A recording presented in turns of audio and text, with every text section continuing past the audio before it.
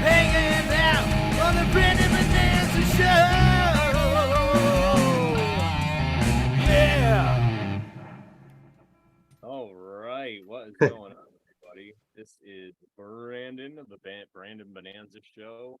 How's everybody doing? I'm super excited to be here right now. Oh, I just switched it to Davin. There we go. Okay. I am on location. I'm super excited about it. I'm talking to my friend Davin. But before we get into that, I just want to check and make sure the live stream, yep, it's working. Beautiful. I just want to get our quote out of the way, and then we will start the show.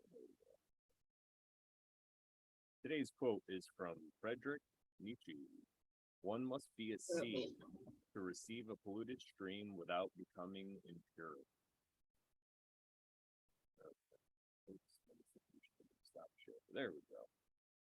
So today my guest is a returning guest. He's an astrologer, and you can check him out on YouTube at Nivad17 Astrology. And it's basically just his name backwards, and his name is Davin. What's up, Davin? How you doing today? All right, how's it going? Oh, I'm doing great. I haven't recorded here before, so I'm pretty excited about it. I like doing this. When I went on a road trip about a year and a half ago, I recorded with Sharon. And we didn't go live, but I recorded in a bunch of different spots. So it was pretty cool. Oh, you're recording at a different location? Yeah, I'm at my woman's house. Oh, okay. All right, cool. I didn't know. And you got new intro music. Yeah, good. Shout out to my friend Quentin Farrell, who made that for me. He was on my show a couple times, and then one day before he was on it, he just sent it to me, and I'm like, oh, amazing. I have the intro music now. This is great. This is good. I like it. Yeah, it's perfect for the show. It's really sums up everything you're gonna see. So every time I talk to Davin, we always end up having really good conversations. And last time I believe we talked about Mars in the retrograde. And today, I was talking to Davin a little bit on the old Telegram, and he's got some new stuff he was working on, or he has been working on.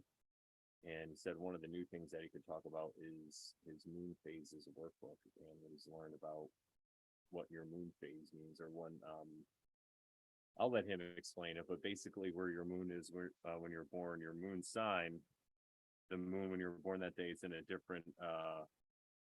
Oh, I'm getting let's see, check the live chat. Your volume is much lower than Davin's. We're more garbled. All right, I could turn it up. There we go. Oh yeah, your volume's a bit low. Okay, let's see. Is that better? How's that? We might have a little bit of a what's the word? But it's okay because we're live. A little bit of a delay. But anyway, so when you're born, you have a moon sign, and that moon is at a certain phase. Not that much better. Okay, let me try it again. I do have a volume here, so let's see what else I have I can do.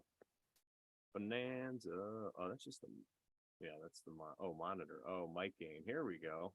How's that? That's the mic gain. Yeah. She's like, speak closer to the. I love Sharon. Sharon is the best. I do have the mic right here. I just don't really have a. Well, let's see. Maybe I could. Is that better? How's that, Sharon? She's our audio. Oh, much better. Awesome. Thank you so much. I was gonna check and ask people how my mic sounded, and I totally forgot to do that. Should I turn it up more? Because I have the ability to do that. I could turn it up more. Davin, say something. Okay, they want to compare volume levels. Yes. This is what happens when you're live. We'll see, because there's a. It's been sounding better and better on my end as you've been adjusting things, but we also want to see if the chat is happy with our volume levels compared to each other. I could turn mine up or down if it's. She told me to turn mine up a little bit, so I did. How's that, Sharon? Sharon. I mean, I could really technically just hold the mic. I could hold it like this during the show if we need to, but I might need my hands at some point. You're great, Davin. That's amazing. My volume level is good. His volume level or just him? We're just having some fun with the chat, everybody. Yeah, hold it closer. Hold it closer, tiny Brandon. Hold your mic closer. Now you're both at par. I want a hole in one, not par. All right. So anyway, everybody, thank you, Sharon, so much. It's perfect. We're talking about moon signs, motherhood, your emotions. Hold it closer. You know, it's Yeah. find the ones that you love and hold them closer. That's gonna be the message. Sharon likes my tiny Brandon song. What's going on, Robo Honky? We got Robo Honky in the chat as well. Yeah, so today we're going to be talking. I'm really actually intrigued to look into what these moon phases could mean, because I've always, ever since I found out about the moon sign, ever since I got into astrology, which wasn't that long ago. I mean, I guess now it's about 5 years. It's time just flies by these days. But I mean, I was already into my 40s thinking that astrology was just trickery or whatever, like. And then once I found out what this all was really about, in my own estimation, I think it means something different for everybody. I was really intrigued with the moon sign. That was the first one that I focused on and locked on, because I was already pretty familiar with the sun sign, and then on to my rising. But yeah. So how did you kind of come across this information, and what do you think about it? All right. So when I first started getting into astrology, I heard astrologers talking about the 3 signs to look at. So your sun sign, your ascendant sign, and your moon sign. So I was kind of digging around in that, like, from the beginning. And then what you were mentioning was something that I put into that little moon sign workbook that I put together, where I had something that I got from the 11th House Academy, which is Robert Phoenix's astrology school. And I was doing coursework with his school. And one of the things he had in his little package was that thing that you were just referring to, which is where you go find out what phase the moon was in at the time that you were born. So not just what moon sign do you have, what house was the moon in, you find that stuff out also, but something I somehow had never heard of before that course. So I'd heard of people talk about other features of the moon sign in astrology, but somehow I never heard from anywhere else this little business about going to find out what phase was the moon. Was it a full moon? Was it a new moon? Was it a quarter moon? Was it a, what phase was the moon in? And first time I heard about it, I was like, why did I never think of this? And also, why did nobody ever tell me about this before? So anyhow, he has a little page in there, and I'm going to share it in a bit, where he goes through the different phases, and then they take some of the symbolism of like the moon phase and tie that into little phrase and a little thing that has some meaning behind it. So you put a little bit of personal significance to it. That's what meaning is. It's the personal significance that you give to things, and it's all just based on the symbolism of the moon. New moon is dark, full moon is the full illumination. So it's all just symbolism of what phase the moon is in at the time, and playing off of that symbolism they have. So we'll see when we get to that. But yeah, so basically what inspired what we're talking about today was I've been into moon signs from the beginning, really, when it comes to astrology. I was always looking at the 3 big ones that the astrologers tell you to go look at. They say go find out about your sun sign, find out about your ascendant sign, and find out about your moon sign. And then so from time to time I'll go back and I'll work on it again. And in fairly recent times I put together like a little workbook, and I also made a couple videos on my channel where I was trying to inspire people to go learn about their moon sign in astrology, because it's more personal. It's more about you on the inside. It's more about how you relate to yourself on the inside. And so it has a more personal touch. And so I wanted to kind of inspire people to go take a look at that. It's just something that I really like. It's when you make things more personal like that. So the sun, that's your outward personality. That's out in the daylight of the sun, the way that you're seen. That's the symbolism there. Like high noon, sun at the highest peak of the sky, the brightest daylight, and we're all busy. We're all out, busy going to work or driving on the highway or hanging out at the coffee shop, sitting out in the sun. That's the way that you're seen. People see you out in the light of the sun. The moon sign is different. That's when you're at home. How do you relate to yourself when nobody else is around? When you're relating to yourself, when your thoughts turn inwards, when you're in the home at nighttime. Symbolism again, moon is out at night, so you retire into the home at nighttime. Your thoughts are turned inwards. You're relating to yourself and reflecting upon the day that you had. You're processing your emotions and all the stuff that goes on the inside. Also, the moon sign is related to themes that have to do with like family roots, your home family environment that you grew up in when you were a child, your relationship with your parents, especially the mother when we're talking about moon signs, but relationship with your parents and your family and your siblings in general. Also, the kind of like cultural and ethnic background that you come from. So there's kind of like a in the broader sense of your roots and your ancestry as well. All these things are topics that modern astrologers talk about that fall into the category of moon signs. And so I like how it has kind of like, you know, a personal touch to it. And that's something that I've kind of always been into that side of astrology, but the more work I've been doing with it, it's like the type of work that I enjoy doing and that I want to continue working with has been getting a little bit clearer along the way. And for me, it's all about the personal stuff. So learning your natal chart, seeing what's going on there, learning about yourself, doing the self-reflection work, and using it as a self-reflection tool. That's the stuff that I get really inspired by, that I really enjoy, kind of stuff that I like working with and that I want to share with other people to work with. There's a lot of other types of work that are done in astrology, and you know, it's all great. Whatever inspires you and whatever you're into, you go pursue that. But for me, that's the path started to get a little more clear, that I started realizing that there's some other areas that I'm a little bit less interested in, and I'm a lot more into this notion of like your personal relationship, doing the self-reflection work, and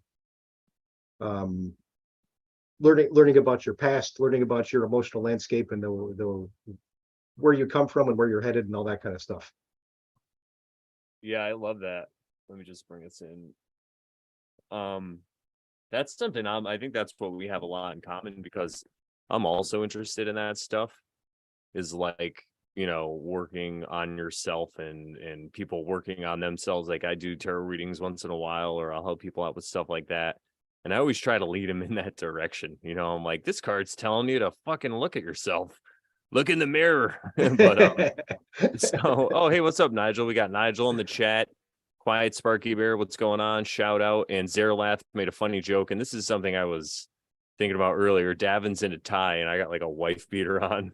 Zeralath's like, Davin wore a tie for this one. Brandon, you bum. I know. I told him that ties are mandatory. I punked him. I was like, you got to wear a tie. And then I just wore this, and he's like, what the hell, Brandon? No, you got to have contrast. You got to have yin and yang. It's what keeps things dynamic. It's what keeps the energy flowing. For me, the tie was like, okay, so I was doing some homework on the moon stuff, doing my astrology homework, doing some moon homework, and then I was reviewing my notes before we sat down to talk. And then I was like, you know, so long as I'm doing homework and I'm nerding out on this topic, I might as well just go all the way and just totally nerd out, put the tie on, you know?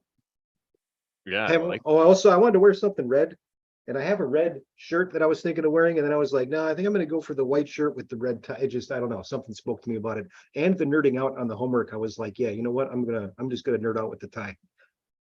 Yeah, I love it. And Brandon's letting the hair down in the tank. So you got to have yin and yang. You got to have balance, you know? I think it's perfect that we're yeah, it is a great balance. I'm glad you said that. And I think I have something. Sharon, let me know if this doesn't sound good. But no, it's funny because I had a nice flannel on that I was gonna wear, and in the up in the attic space. It's like a loft. It's really, really nice. And it was cool all day today. It was warm yesterday, it was cool. And then the sun, speaking of the sun, goes down right over here, and there's a window there. And so it baked this room out, so it's a little warm. But what's up, Joe? We got a little Giuseppe. toasty for a flannel. Yeah, exactly. I was like, I guess I'll just we got Cosmic Lichens in the chat. What's up, Giuseppe, my friend? How's it going? But no, I'm glad that you were inspired and that you wore red because you wanted to. I have a red necklace on thing, actually. It's pretty cool. And for this Oh yeah, occasion, awesome. I got my little skull right here. Oh, And it's funny that Zerlath would call you out for casual, let it hang out. He's the ultimate long hair, don't care. He's blazing on that guitar. I don't know if you guys seen his Odyssey channel, but he rips it on the guitar. And yeah. I think of Zerlath is the ultimate long hair, don't care. And so Yeah. for him to be like, hey, Brandon, you look like a slouch. I'm like, wait, you're the ultimate long hair, don't care. What are you talking about? He's the one calling you out. He just likes to Have you break guys seen balls. Zerlath's channel? I hope people in the chat, I hope you have checked out his channel. He's an awesome guitarist. Yeah, we had him on the Oversharing show, and I've had him on my show. I've been on one of his shows, and he wants to talk about something. He brought up some stuff he wants to talk about. I think the hero journey or something. This weekend was crazy. It's been hectic, everybody. So I've been, and it's funny because you were also talking about when you were learning astrology, and they talked about the moon sign, and that's where I was at in my journey. I was basically kind of like dark night of the soul, and I was being really introverted in my hermit phase, and I was like, the moon sign, that's why I related to it so well. I'm like, oh, I get it. This is how I act when it's just me or just me and some close friends. Like, this is the real me that comes out. Yes. Actually, what you just said is could be a really interesting segue into this article that I was reading that I took some notes on that would be nice to share. So I like to use the Astrodean's website when I'm making charts and also some of the other stuff there. So I pulled up this article, and it actually wasn't what I was looking for, but I was reading it and I'm like, oh well, this is a good article. I'm interested and I'm reading it, and I was looking for something more historical, and this totally was not, but I was like, oh, this is really good though. Let me save this article. I ended up not finding the other thing I was looking for. But I really liked what I did find instead. So it's an astrologer named Dana Gerhardt. And I don't know too much about her. So I know she really likes working with moon stuff and astrology. Stuff on her website seemed to be, she had a lot of stuff geared towards that. But all I know about her is this article. I don't know too much else. But anyhow, I did really enjoy the article that she wrote. So took some notes on it. So we discussed some of the background earlier with moon sign. How are you on the inside? What's it like when you're at home by yourself? What kind of family background did you come from? Home, family environment that you grew up on, your roots, your ancestry. This is all moon stuff. But it goes a bit deeper too, because it's also kind of like in the collective sense, the ancestry and the background, like your ancestors, the past, memory in the general sense, in a stream of consciousness type of sense. And she touches upon some of these things that she's discussing here. Also, like we said, strong theme you always hear astrologers talk about when they talk about moon signs and fourth house stuff, motherhood. So she touches upon a lot of these things. But anyhow, let me get on and discuss some of these notes because she got some interesting stuff. And also this will segue us into other areas of the conversation. All right, so opening, she said, the moon tells the juiciest stories. And I was like, okay, I already like this article. I already like where she's going with this. And then she's discussing that when she first started working as a professional astrologer, she wanted to dig in on people's moon signs and drill in. And she upset a lot of her earliest clients because the moon is also your emotional landscape and how you react to things and your memories, the deep things that come from the past. So like going straight into the moon sign was just like, it was too up close, too personal, too digging into the nitty gritty right away. Like people are like, whoa, like some people, she just scared them off. She didn't hear from them again. And she was like talking to another astrologer, and she's giving her some advice, and she's like, yeah, I mean, you're doing great work, but you got to tone back on that, digging in on the moon immediately right at the beginning like that. You're scaring. Anyhow, the point is that's how deep the moon stuff gets. But that's also one of the reasons why I really like it, because if you're the type of person that doesn't want to hide from the truth, you want to look at the real deal, go learn as much as you can about your moon sign. It's pretty basic stuff. But anyhow, I really liked that intro she had. Moon tells the juiciest stories. It remembers when we cried out for mother's milk, and remembers the first time that we stamped our feet and demanded that the world treat us as king or queen. You know, a little child throwing a temper tantrum. I want it, I want it. You're first, expressing those emotions. You're not an adult yet. You don't know how to do it quite yet. Children will. So and the memory stretches further back into other lifetimes. So then she tells the little anecdote about how she used to go like real direct with the clients, but this can cause a lot of pain. And some of the clients really kind of like pulled back, and some of them never came back to see her, just like, all right, you went too direct. It's kind of that thing like, you could at least buy me a drink before you're gonna, Yeah. So that was a little You're thing going that she had to too learn deep. Yeah. along the way. And what is this? I left a little note to myself. I don't know what it means though. That's a weird one. Anyhow, another interesting observation she made is that you can't reduce the moon to a formula. So when you're interpreting and you're working with this stuff, sometimes people like to take a really formulaic approach in astrology, and in some areas it kind of works. Moon is one of those areas where it's just really not going to work. The formulaic approach is not going to work. Moon is also a connection to the subconscious and the intuition, so it makes sense that trying to take like a formulaic, approach like that, it's not going to. We're talking about intuition. We're talking about the waters of the subconscious. You're not going to take a formulaic approach there. You've got to feel your way, feel and intuit your way through these things. If anybody is doing their own moon homework, that's a little bit of advice she's giving for us there. Interpreting and feeling, and the moon. The interpreting and the feeling of the moon work in astrology, it waxes and wanes like the moon itself does. Then she told some anecdotes about when she had her son, and some stories about motherhood. So she said that one of the first things that she felt strongly when she had her son was she felt relief from self-centeredness and learned, and this is in quotes, the incomparable pleasure of reflecting on another being's light. And you'll notice in the article that she's using some like astro symbol terminology, right? The moon reflects light. So she's saying reflecting on another being's light, her son.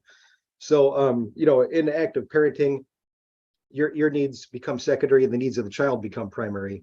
And so she, the other attachments with self-centeredness that she had previously, she felt like a sense of relief, like, oh, I could put my attention towards this other person now. But there's difficulties that come with that. So she said she eventually started to really struggle with being a mother, being attentive to his needs. And at one point, it actually got bad enough that she said she caught herself actually cringing at the sound of his voice. She lost patience and she became the Wicked Witch. And so now she's talking about the different sides of motherhood and of femininity. There's the nurturing, the one that gives the breast milk, the one that feeds, the one that helps the child grow and develop. But then there's also the dark side. And she tells a story about a time when she was late for work, and she's trying to get her son ready to go to daycare. And he comes walking over to the stairs, and he's just like really taking his time. And she's like, holy shit, I'm late. Like, we gotta go. So she's like, trying to get him to, come into the bathroom. We got to get going. You got to brush your teeth, take a shower. We got to get going. And he's like turned around and he's lollygagging around. And she's like, what is he doing up there? And then he starts picking flowers out of a flower pot. And he goes, I want to get flowers for my daycare mommy. And she's late for work. She lost her patience. She grabbed the flowers and threw them at his feet on the ground while she's like ripping off a bunch of swear words. And then she like, caught herself, and she said, oh my God, I've actually, this is like the dark, the archetype of the dark side, manifested itself. And she's like, I should have caught this because I've already studied my son's chart and my chart. And I know that the relationship with me is in his moon. So he's got moon opposite Venus, moon conjunct Jupiter, moon square Mars. Clients asked her, what about moon squares with their children? And this is something that she has. So she's telling him from personal experience. She said, all right, so if your moon is square if your child's got a moon square in their chart, that's you, the mother. And you got to watch when you're hungry, tired, rushed, angry, lonely, any of those things. That's when that dark side might come out. That's when you got to really watch yourself and exercise your patience. So actually, let me get on to some of this later stuff and wrap this up.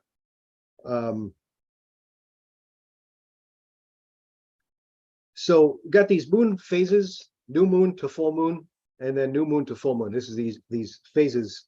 You mind if I jump in really quick? I was muted. I thought I was talking. I just wanted to say really quickly with that mother stuff. I like that example because that reminds me of what I heard Michael Tessarion talking about with like the dragon mother and the different mothers. Like you were saying, there's like a light side and a dark side to it. To just like we say, there's aspects to everything, just like a tarot card has negative. To ourselves, and then Tessarion is pointing out, but also to the archetype. And then she actually touched upon the same thing. She said, like, I witnessed it within myself, but then I also was thinking about the light and the dark side of the archetype. Exactly what you said. Yeah. Yeah. I know what you're talking about. Phenomenal stuff. And I think that's where a lot of the wounding starts and how it's passed on, because a lot of mothers might exhibit this dark side because because it happened to them when they were younger. It's just like a cycle that gets perpetuated. Yeah, and we're all in this cycle because we're all human beings having this human experience, in this realm. We're all living and working through these archetypes. It's part of it's fascinating. I'm familiar with that Tessarion work that you're talking about. That's some really interesting stuff. So new moon to full moon, light to dark, reflective, reacting, changing. But she made an interesting point. We're also talking about great power, but also exhaustion, and then having to retreat. So the moon going from new to full, going from dark to light, and then to dark to light again, going to full power, and then exhaustion, and then having to retreat. And then also moon being connected with the waters of the subconscious and the waters of the emotions. What do the waters do of the ocean? There's the tides, there's the ebb and the flow. There's the full power coming forward, and then the retreat again. And she's saying this is something that's always going on. And if you tune into the rhythms of it, then you're not going to be catching yourself at these moments when you're trying to do the opposite of the momentum where the thing is going. You want to get in tune with the cycle of it. So when do you get exhausted? When do you need to retreat and go dark? Just like the moon at certain times will start to retreat and go dark, and then it'll come back to full power again. Now she contrasts this with solar culture. Solar culture says you're supposed to be present and turned on all the time, because that's what the sun does. The sun is always these are opposite archetypes. The sun is the solar hero king. It's always there, always at full power. Of course, the sun has its own cycle, which is the death at the winter solstice and the return. But there is this contrast of the sun, and it's ever present in the solar culture, that you're supposed to be always present, always showing up, always the bright smile on your face, always the charisma and the enthusiasm. But eventually you get exhausted, and then that's the moon side of yourself that's saying, hey, I need to retreat and go dark for a little while again, and then I'm going to come back to full, just like the moon, come back to full illumination, and then retreat again. So I thought it was really interesting contrast she made there with the rhythms of the moon contrasted with the solar culture, expecting us to be always turned on and always present. She's saying you can't be always present and always turned on all the time. Nobody could do that. You get exhausted, you get burnt out. You're going to get you're going to burn out at some point, and that's something that our culture sometimes does to us. You'll find people pushing themselves so hard that they crash and burn, or they just get burnt out and they have to go, and sometimes people even beating themselves up a little bit that they couldn't sustain and maintain it. And it's like, hey, yeah, it's great to work hard. It's great to show up and blow up, but you gotta give yourself some breaks too. You got to work with the cycles. You can't just always be fully turned on. I think that's why it's really so hard to be an artist in this society, because everybody wants you to be working all the time, and you even want yourself to be working all the time. time. And if, I notice that as myself when I'm doing like either comedy or just even real art or doing this kind of stuff, people say to me, "Oh, you do a like, do you make any money doing that podcast?" I'm like, no, but if I didn't podcast, I might go out and murder a bunch of people. So it's probably good that I have some kind of outlet other than murderous rage. Just kidding, everybody. I'm a comedian. But yeah, that's so right. It is like we're in this society, we're always told to be on, just stay on. And what it reminded me, I wanted to bring it up to do really, really quick, but what you were saying reminded me of the Eight of Cups and the Rider Waite, and I pulled it up and I'll show everybody, because you see here you have the moon in the back, and I love it because you see both kind of phases of the moon there. It'll show like the crescent and then the other moon, or the full moon with the face. And then you could see these waters in the background, and it reminds you of like a tide pool at low tide. And this person looks like they were working maybe on something with these cups. And then because low tide comes, it's like they're going to take a break, right? You don't have to work until you explode. Sometimes you have to take a break, because a lot of times, especially in art, because that's when inspiration comes, when you're actually out doing things and you're not just working so hard. But yeah, I wanted to show that. What do you think of this card? That is perfect for what we were just talking about. Yeah, when you were that's saying it, awesome. it popped into my brain, so I just wanted to bring that It's up. so interesting because there, like, I'm I didn't want to make my notes on this article take up too much time so that we could get into like conversation back and forth again. And I skipped over a bunch of stuff. She was talking about Pisces just before you pulled that up. So like, you totally nailed it. She's talking about 12th house themes and Pisces, and that right on the keywords on that card that you pulled up, it said Pisces, abandonment, escapism, retreat.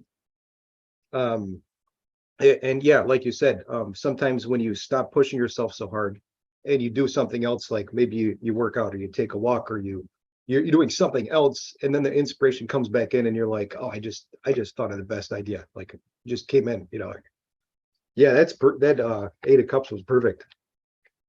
Thanks. And some really interesting relationships between Pisces and the moon in tarot and in astrology. The two faces at once thing, that was really cool too. Actually, I'm kind of fascinated by the artist of the Rider Waite deck, Pamela Coleman Smith. I find her a really interesting artist. Have you ever seen her deck, the Smith deck? No, It's I mean, like, I always thought of the Rider Waite as her deck because she did the art. I didn't know there was another deck.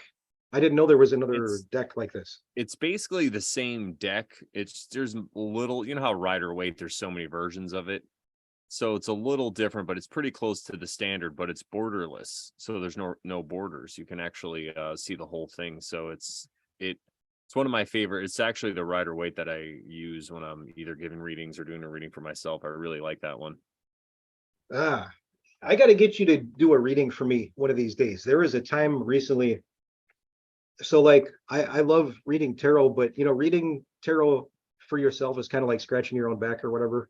It's like, you could still get a lot out of it, but sometimes you need, and same thing with astrology, tickling yourself or scratching your own back. It's like, you actually can do a whole heck of a lot just doing your own thing in your own readings, but then sometimes you actually want a different set of eyes, a different perspective, a different angle looking at it. And sometimes people, when I talk to other people at the tarot, they sometimes say things and I'm just like, I never would have said it that way. But I could totally see, like where they got it from. But it's something I just was not going to notice or come up with myself. Or same thing, if you ever go check out like different acting troupes doing Shakespeare, they can sometimes do a totally different version of like the same scene. And the actor doing it, you're like, I never ever would have thought of the scene coming out this way. But seeing it through this guy's eyes, I can see why he did that. Like, that is a way that you can validly interpret this text that I wouldn't have thought of because I'm not that guy. Like I've had that experience before. Interesting, totally like different take than I was expecting. But it totally fit the text. Like I was like, yeah, I mean, I wouldn't have interpreted that way, but his interpretation is actually nailing it. Like that is a way but anyhow, couple more things that I'm gonna right. I was just gonna say it's always good to get a second set of eyes.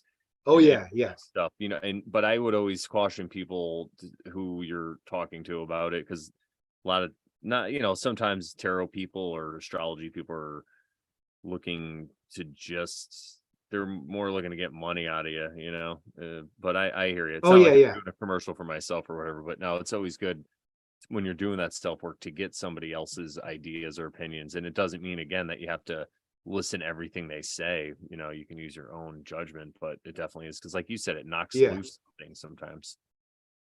yeah. And go to friends, go to people you've talked to before, people who know a little bit about you, I would say, unless you have no other place to go. But I think it works better. Most powerful tarot readings I've ever had were people that I didn't go seeking out the reading, and I didn't pay money. It was people who I was already spending a lot of time with. And by the way, and the guy whips out a bunch of cards and he's like, "You want to do one?" And I just like, the reading was so powerful. I went for years without ever having one read again, because I was like, that was the fucking reading. And I need time to process this. Like, that was the reading. I like, it was like, I don't know. It was like, By the way,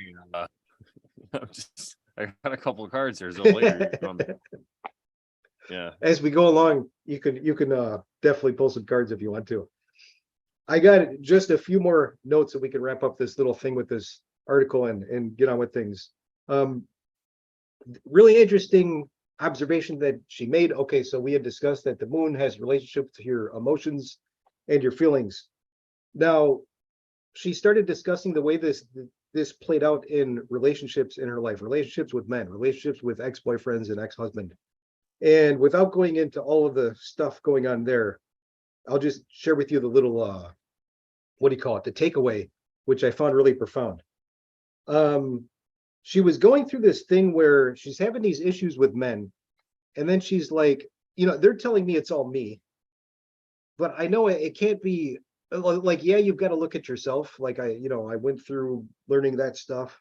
You can't blame everybody else for what's going on. You got to look at yourself. But it's like they're really putting all the blame on me. And are they looking at themselves? Like, are they also following their own advice of, hey, look at yourself to find out what's going wrong, not just point the blame, but they're blaming. So I know some of it is me, because they're all kind of saying something similar about me, but also they're all the type of people who are doing this, like, projecting kind of thing. So I'm like, also, well, it's not like a two-way street. You gotta, like, we both got to be looking at ourselves. And then she said, and then I started to realize that these moon signs, especially when you're talking about relationships and looking at each other's moons, it's a house of mirrors.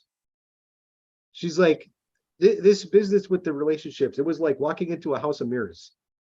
What happens in a house of mirrors if I point fingers at you? Now there's 100 fingers, all like all the mirrors reflecting off each, everybody, like, now there's 100 reflections of all of us pointing at each other, like, and pointing at all the other reflections. So I don't know, I thought the house of mirrors, I laughed, and I was also like, wow, that's really profound. Because I've kind of experienced it a bit. She said your relationships, there's projection going on. Who is the victim and whose vulnerabilities were we really dealing with? Mine, theirs, both of ours, turned into a house of mirrors type situation. And then she started noticing situations with her sister and her mother as well, and this house of mirrors type of phenomenon going on in the emotional landscape. Really interesting observation. Never really heard anybody quite put it that way before. And also, she emphasized in a few places in the article the moon as having a relationship with memory, both individual but also like the collective memory, which makes sense because there's been this classic association with the moon with the subconscious, which also, collective memory type of thing, archetypes, dreaming, mythology, there's all this kind of stuff. So she said, rather than trying to read someone's moon like she did when she was a total newbie in the beginning, and she was going in too hard and heavy and going overboard and had to learn how to pull back, she said, let it rise of its own accord. As you're getting to know the person, allow your moon to listen, to absorb, and to reflect. So as they get more comfortable with you, they're going to start to let some more of it out. And then your job is to kind of like retreat a little bit and absorb and reflect, not jump in and get into the nitty gritty. So anyhow, that's my notes on Dana Gerhardt's article on moon signs, which I thought she had some really interesting insights in there. Yeah, that's all good stuff. And especially if somebody's going to get into reading different things for people, you know, it's a little bit of a, you can learn from somebody else's mistake, because that's kind of what I would do. I still even do it with readings. I think that's why sometimes I'll give a reading just once for somebody, and then you know, they don't come back, and then sometimes they'll keep coming back, but you know, because they don't want to, they want to know their future. Some people, you know, what's going to happen? Am I going to find love? You know, and I'm like, do you know your personality type? Do you think it might be you? Could it be you? No, I don't say that, but yeah, it's like, so. Yeah, I actually I don't work with people where I get a sense in the beginning that they're looking for answers. And especially if they're looking for answers and I'm getting the feeling that they think I have them. I always in the beginning, like, all right, we've got to be really, really clear about what are our expectations and what are our intentions if we're going to sit down and actually do this. So if, you know, when I actually do any type of astrological reading, if you're coming looking for answers and you think I've got the answers, then we're totally starting off on the wrong foot. This is symbolism. This is self-reflective work. This is using symbolism to reflect upon yourself and to ask questions and to look into your own psychology and your own dynamics. You know, if you're looking for, you know what I'm getting at? It's like there's some kind of like projection and dependency type thing going on already at the beginning. If somebody is coming looking for answers and they think that you've got them, you know, I'm like, okay, the intentions are all out of whack here. That's not, you know. I hear you. Do you, somebody in the chat just said, oh, Caribe, what's up, Caribe? We went hiking. She came with us Friday. Sharon and I went. Sharon Oh, was awesome. for a little while, yeah, and she brought her man. I brought my woman, and Carmen. Is that the first time you guys Uh, have met in person? No, we met a few times. The first time was I drove out to Arizona with other friends, Cool. and we did a little meetup in Sedona. It was amazing. But Carmen was asking if you have the link to that article that you were just discussing previously. I'll put it up on Telegram. Okay.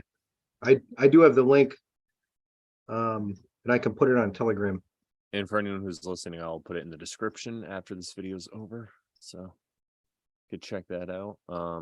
Yeah, I see. I when I got started with the tarot thing, I was just doing it for anybody because I wanted to learn. And then I even did a because I did comedy for 7 years, so I knew this person who owned a bar, and I talked to him about coming down and doing like a tarot show.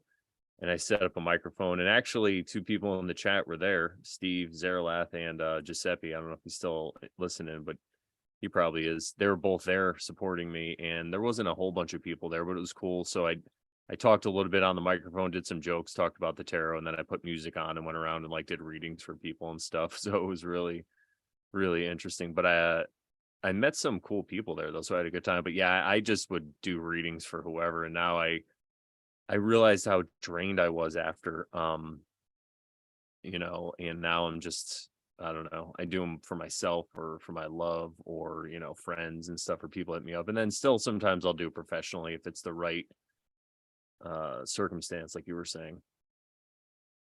Yeah, absolutely. So I put up on my screen, I don't know if you can see it, but I'll make you. I'm gonna read from it. Okay. Because there's a lot of text, and to get it to fit on this, I don't think there's a way to blow it up and make it very readable. But anyhow, I'm just gonna read from it. And what this is the thing we were talking about earlier in the beginning. I'm just gonna go through it I'm not gonna read the whole thing. I'm just gonna go through with the concept real quick. It's gonna take a second for it to load on my end. But this is the thing we were talking about at the beginning of it's in the moon sign workbook that I have. And this is how to find out what phase was the moon in at the time that you were born. And I'm just going to read through real quick, like what are the little like meanings, significations that they gave to the different phases. So you have to go find out what your phase is, but then after you do, you go to this page is in the workbook. You go to this page and you find out your phase, and then you find out what meaning did they give to it. And interesting thing about this one, this comes from the 11th House Astrology Academy. That's Robert Phoenix's astrology school, but the source is unknown. So this is something that just kind of got passed around in the astrological community at some point, but nobody knows what the source is. Anyhow.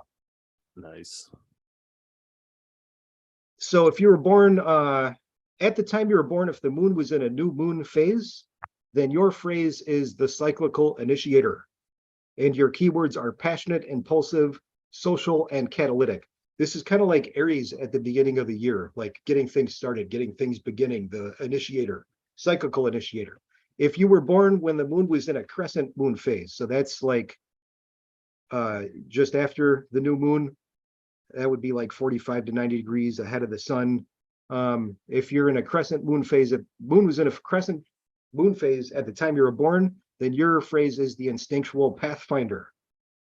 If you were born during a first quarter moon phase, then you are the free radical.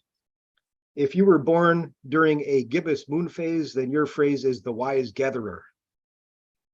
And if you were born at a full moon or near a full moon, there's like a few days window for each of these phases that they're describing here. So that would be like 15 to 18 and a half days after a new moon, or 180 to 225 degrees ahead of the sun, would be, full moon phase. This would be like roughly like a 3-day period, like the day before, the day of the full moon, the day after. If you're born during a full moon phase, then you're the shining example. And then the phase after that, disseminating gibbous moon phase. If you're born when the moon is in a gibbous moon phase, a disseminating gibbous moon phase, then your phrase is the spontaneous sage. And if you're born when the moon is in a 3/4 moon phase, then you're called the dark transformer. And if you were born during a balsamic dark moon, so this is after a new moon and it's like right before the next new moon, going, just about to go totally dark again, then you're called the deep diver. And the symbolism here is just based on the illumination of the moon. So new moon phase, that's a sun moon conjunction, and the moon is dark. And the symbolism is it's a new beginning of, for the moon phases. And so cyclical initiator. So you're at the beginning of getting things started. You're at the beginning of the new phase. You're at the beginning of the new thing. And then they progress through, instinctual pathfinder, free radical, wise gatherer. Then we're going towards, full moon is shining example, full light, full shine, so you can see they lined up the symbolism with the meanings with the symbolism is the concept. So that's some of the fun stuff you can find in there's other stuff too. That's just one of the things I put in the little moon sign package kit that I have, which is free, by the way. Something I made for people to learn more about astrology. I have a number of things that I put up on websites that I put up for free that are kind of like do-it-yourself, teach-yourself tools.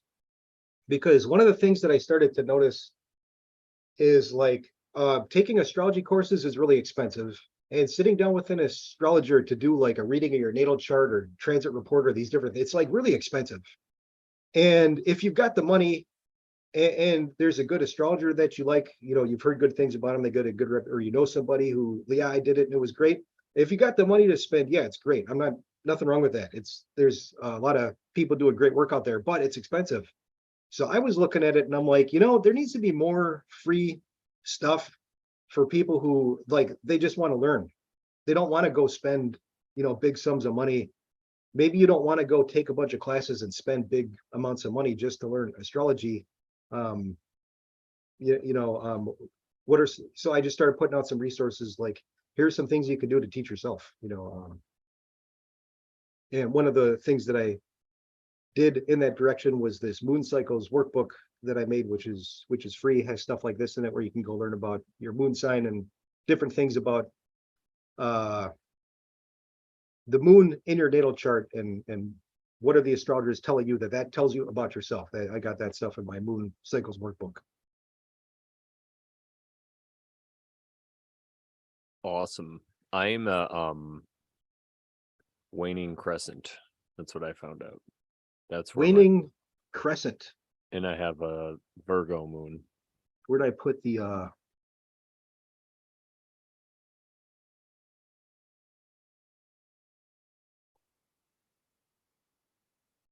think you're a dark transformer. Ooh. Waning crescent. I'm sorry, I lied. Waxing crescent. Oh, waxing crescent. Then I think you're I think that would be instinctual pathfinder on this Ooh. on this chart thing. Yeah, I think that's what I remember you saying. I got a little excited. Wait, what's your sun sign? Cancer. Sun, Cancer, and Moon Virgo? Yes. Okay, that I guess that would kind of make sense. Because that would be crescent moon phase 45 to 90 degrees ahead of the sun. So Leo would be 30 degrees, and between, there might be a little bit of change on the Cancer side and on the Virgo side, which would, that would put you somewhere between 45 to 90 degrees ahead of the sun. So instinctual pathfinder would be yours. Had to do a little mental math on that one real quick. Yeah, no problem. That does See if seem it like made- it fits me though. And I do like to go hiking, so Perfect.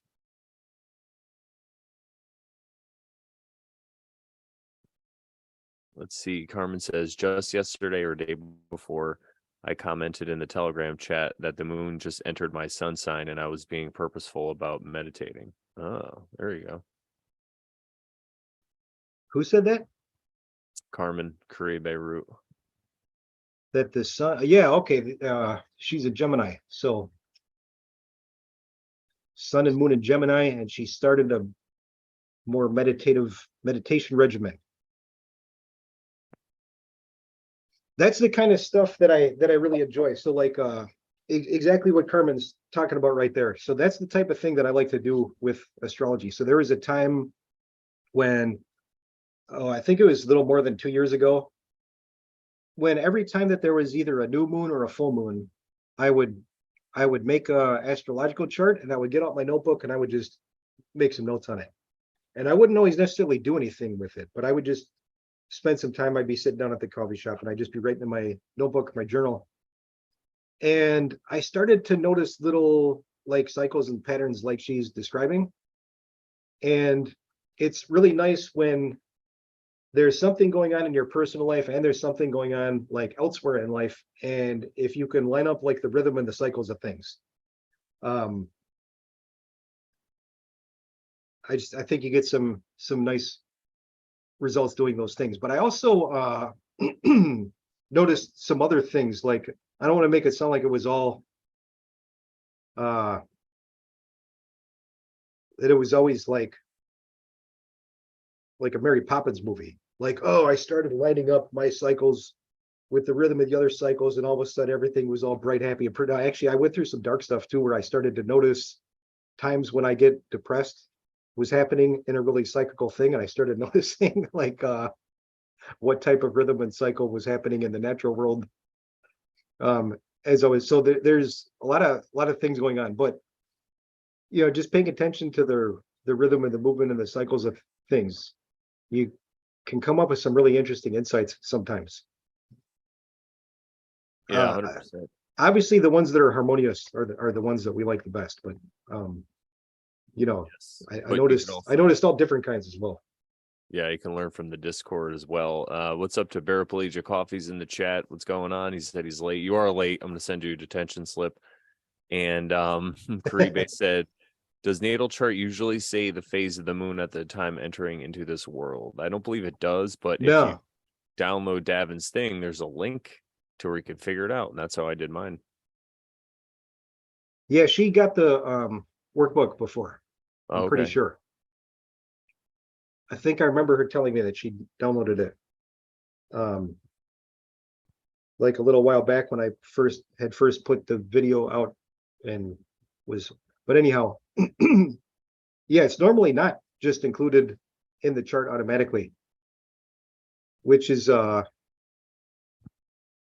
I was saying, when I first came across this information, I thought it was really strange that or not strange so much, but I was just like, why have I never heard of this before? Like I got really excited about it. I found it really interesting. And I looked at all other kinds of things with astrology, heard astrologers talking about all different kind of topics. And then, it wasn't until relatively recently that I heard about this and was like, why have I never heard of this before? Or also, why didn't I ever think of it to go look, like what phase was the moon in at the time I was born? Like just that the question was being asked in the first place. I was like, why did I never think of that? Yeah, it seems like you're right. I think the same thing. I'm like, why didn't I ever think about that? Maybe Seems it's one of those things people like to keep secret.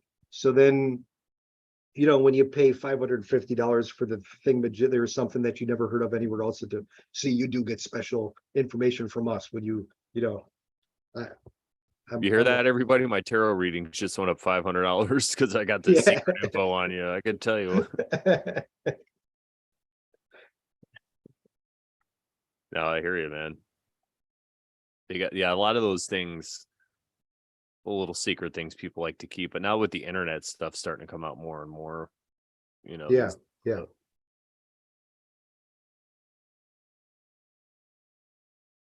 Good stuff. Let's see what else is going on in the chat. She said that wasn't her, but she's gonna download it.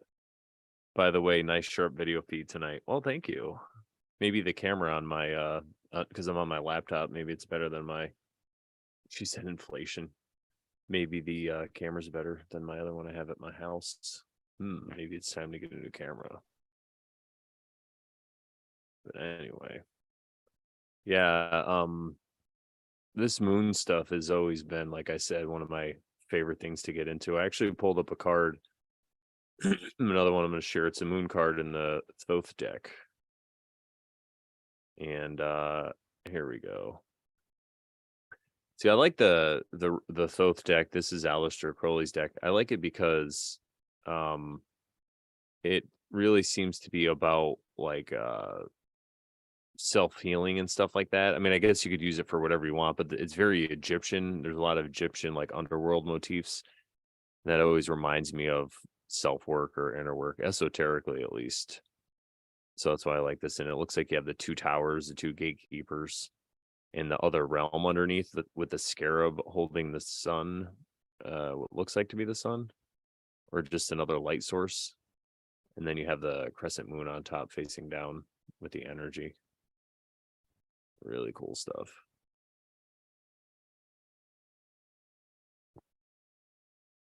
Any thoughts on this card? Then on the Rider-Waite deck, they've got this is the moon card you said, right? Yeah. And the Rider-Waite moon card, you've got the Cancer crab at the bottom and the two dogs. And so he replaced the Cancer crab with the scarab, holding the solar disc. Well, it's like the same, some of the same elements. And then with the two towers, there's not towers or not pillars. Mm-hmm. There's not pillars in the Rider-Waite, but there are kind of like two, there's like a valley and there's like two mountainous peak kind of things, Well, I think they do have towers. I could pull it up. Oh, do they? Yeah. Yeah, they have little windows in them. I know because I painted the card. Oh, okay. And that's another thing I always encourage people to do is to let me see if I can find the same one. Here we go. Is to paint paint, draw, whatever it is, tarot cards, because when you do that, you really pick up a lot of the details of stuff that you wouldn't normally see. Let's see, save image. Oh, and- I've got a bunch of moon artwork. Now that you brought that up, which I could share later. yeah, Not a totally. bunch. I got a few. I got a few that I got ready ahead of time. Here's the Oh moon. yeah, they do got the two But towers, yeah, I pillars, never whatever you noticed want that before. What you were saying with the two dogs and the scarab instead of the crab or whatever that is, lobster. Yeah. But you have the same thing with the crescent moon kind of facing down with the energy. I like it. Mm-hmm. Yep. And you've got both sun and moon, except in the Tostek. You know, you got the one is above and one's below. Here they're like superimposed together. Oh, the funny thing is the Kabbalistic letter is the Kuf. that's what people were calling what happened in 2020, the Kuf. Crystals, lapis lazuli. Ooh. I like that. All right. Yeah, that's why I love the tarot. The symbolism is just on point. Oh, there we go. Here, I'll make yours bigger.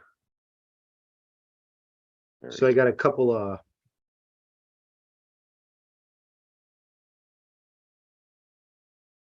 like that. Speaking of crescent moons, and Robo Honky in the chat said he has he was born on a waning crescent moon. So he would probably be more like the deep diver, like you were talking about. yeah, and a waning crescent moon. They use different terminology on this one. I don't know which one they're referring to as waning crescent. I think it might be disseminating or third quarter. I'm not sure. Oh yeah. Or it might even be that balsamic dark moon. But those are all kind of similar, you know, like spontaneous sage, dark transformer, deep diver, because it's headed towards the next new moon. So it's like it's heading towards the dark again, the internal, the yin, that type of thing. I was trying to why can't I seem to do this? Oh, there we go. I wanted to do that real quick. Anyhow, so that's one of my moon drawings. I got a couple others that I prepared ahead of time here. I got this one. Oh, I like that one. Jaguar moon. I'm fascinated with big cats in general, but jaguars for sure. Got some wolves howling at the moon. Oh wow. And then wolf moon. Wolf with the full moon. Oh, I like that.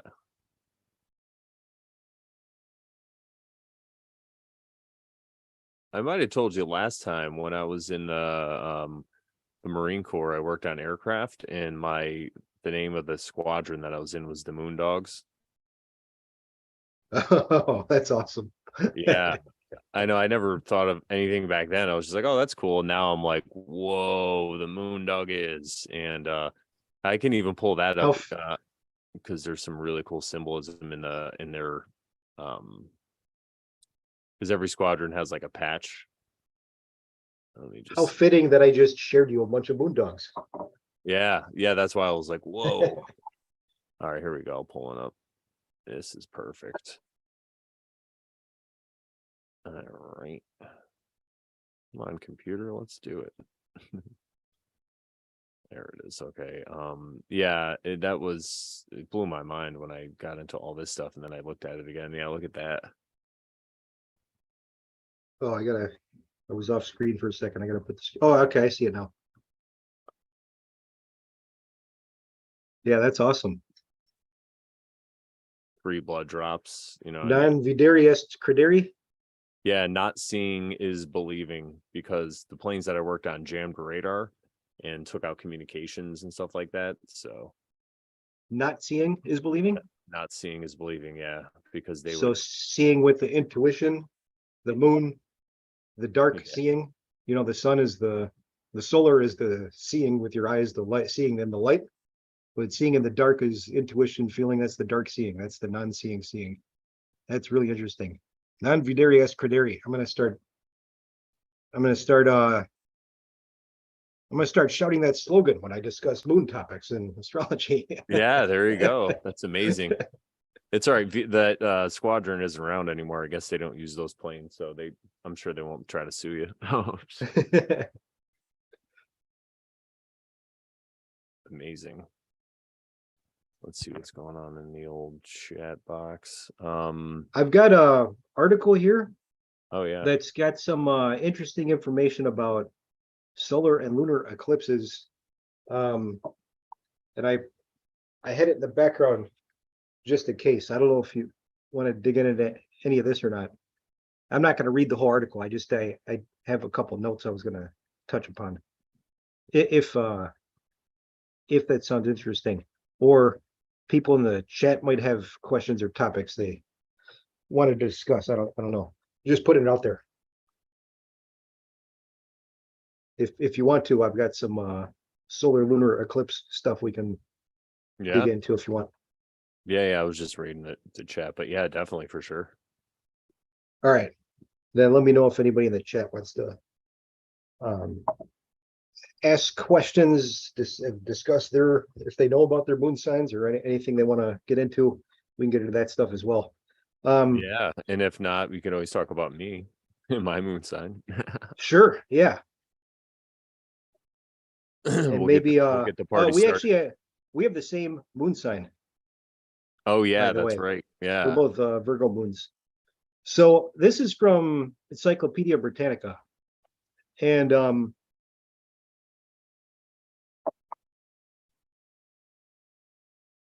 some notes that I took on this article they've got on solar and lunar eclipses. And I have some side information that I might include into this, which is kind of interesting, which is not in the article. And also there's a couple things in the article that I took notes on that jumped out at me, and that I think, like you people listening, type of thing that they will kind of zero in on and be like, wait a second, rewind for a second. Did you just say so? So we'll get to that in a second. So anyhow, frequency of solar and lunar eclipses. So in most calendar years, there are 2 lunar eclipses, but the range can go from 0 to 3. You could have 0 in a single year, you could have 1, 2, or you could have 3 in a single year. Solar eclipses occur 2 to 5 times a year. 5 is pretty exceptional though. Last time that happened was 1935, and it's not going to happen again until the year 2206. So average number of total solar eclipses in a century is 66 for the Earth as a whole. And the number varies, that's the average. So numbers of solar eclipses that have taken place or predicted. Oh, and then they break down into different centuries and say how many eclipses there were and what type of eclipses. But anyhow, these were some things that jumped out at me as I was reading this. I gotta find it though. Oh, here we go. So a total lunar eclipse can last as long as 1 hour and 3/4, but for a solar total eclipse, the maximum duration of totality is 71.5 minutes. And I was like, wait a second. So 71.6 is a really important precessional number. Precession of the equinoxes, 71.6. And it occurs all over in mythological structures in the ancient world where they round it up to 72. And so, and there's a whole bunch of reasons why 72 is a really big number in numerology and mythology and different religions, and the repeating of the number of 72. Different reasons for this, but one of the reasons is because it's related to the precessional number 71.6. And 71.6, it just often gets rounded up. So like 71s and 72s, also 71 backwards is 17. And I'm not going to get deep into that, but I've had this ongoing fascination for many years with the number 17. One of the reasons you see me use it in my username and my channel name and stuff like that.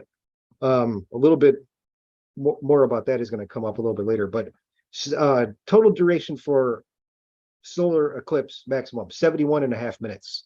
So 71s and 72s, they're always And my always coming birthday, up everywhere. my birthday is July 2nd, which is a 7-2. Yeah. So in the personal and in the collective, these have these numbers coming back around. These numbers like to come back around and poke you in the ribs, like if you forgot to pay attention, like, hey, remember me? Hey, remember, look at me, and you're like, there it is, 72 again. Anyhow, a bunch of other numbers as well. Another one that jumped out was, this was a kind of interesting too. So solar eclipse does not occur at every new moon, nor does a lunar eclipse occur at every full moon. They are new and full moon events, but it's not every single new moon and full moon is going to be full eclipse, because the moon's orbital plane is inclined to the ecliptic. So, the ecliptic, if you're following the path of the sun and it traces out a little dinner plate in the sky, and the one of the moon is also a dinner plate, but it's not exactly perfect. It's just a little, they're a little tilted against each other. The place where they crisscross is where you get the lunar node. So if you ever hear astrologers talking about the north node and the south node, or sometimes they call it the north node, the true node, when we talk about those nodes, that's the places where the moon's path crisscrosses the ecliptic. And this is also where you get, if you ever hear astrologers talk about draconic astrology or draconic things in astrology, that's referring to the lunar nodes. Because in the ancient world, it was the head and tail of the dragon was the symbol that they gave the lunar nodes. And so when you hear draconic, that's what they're talking about.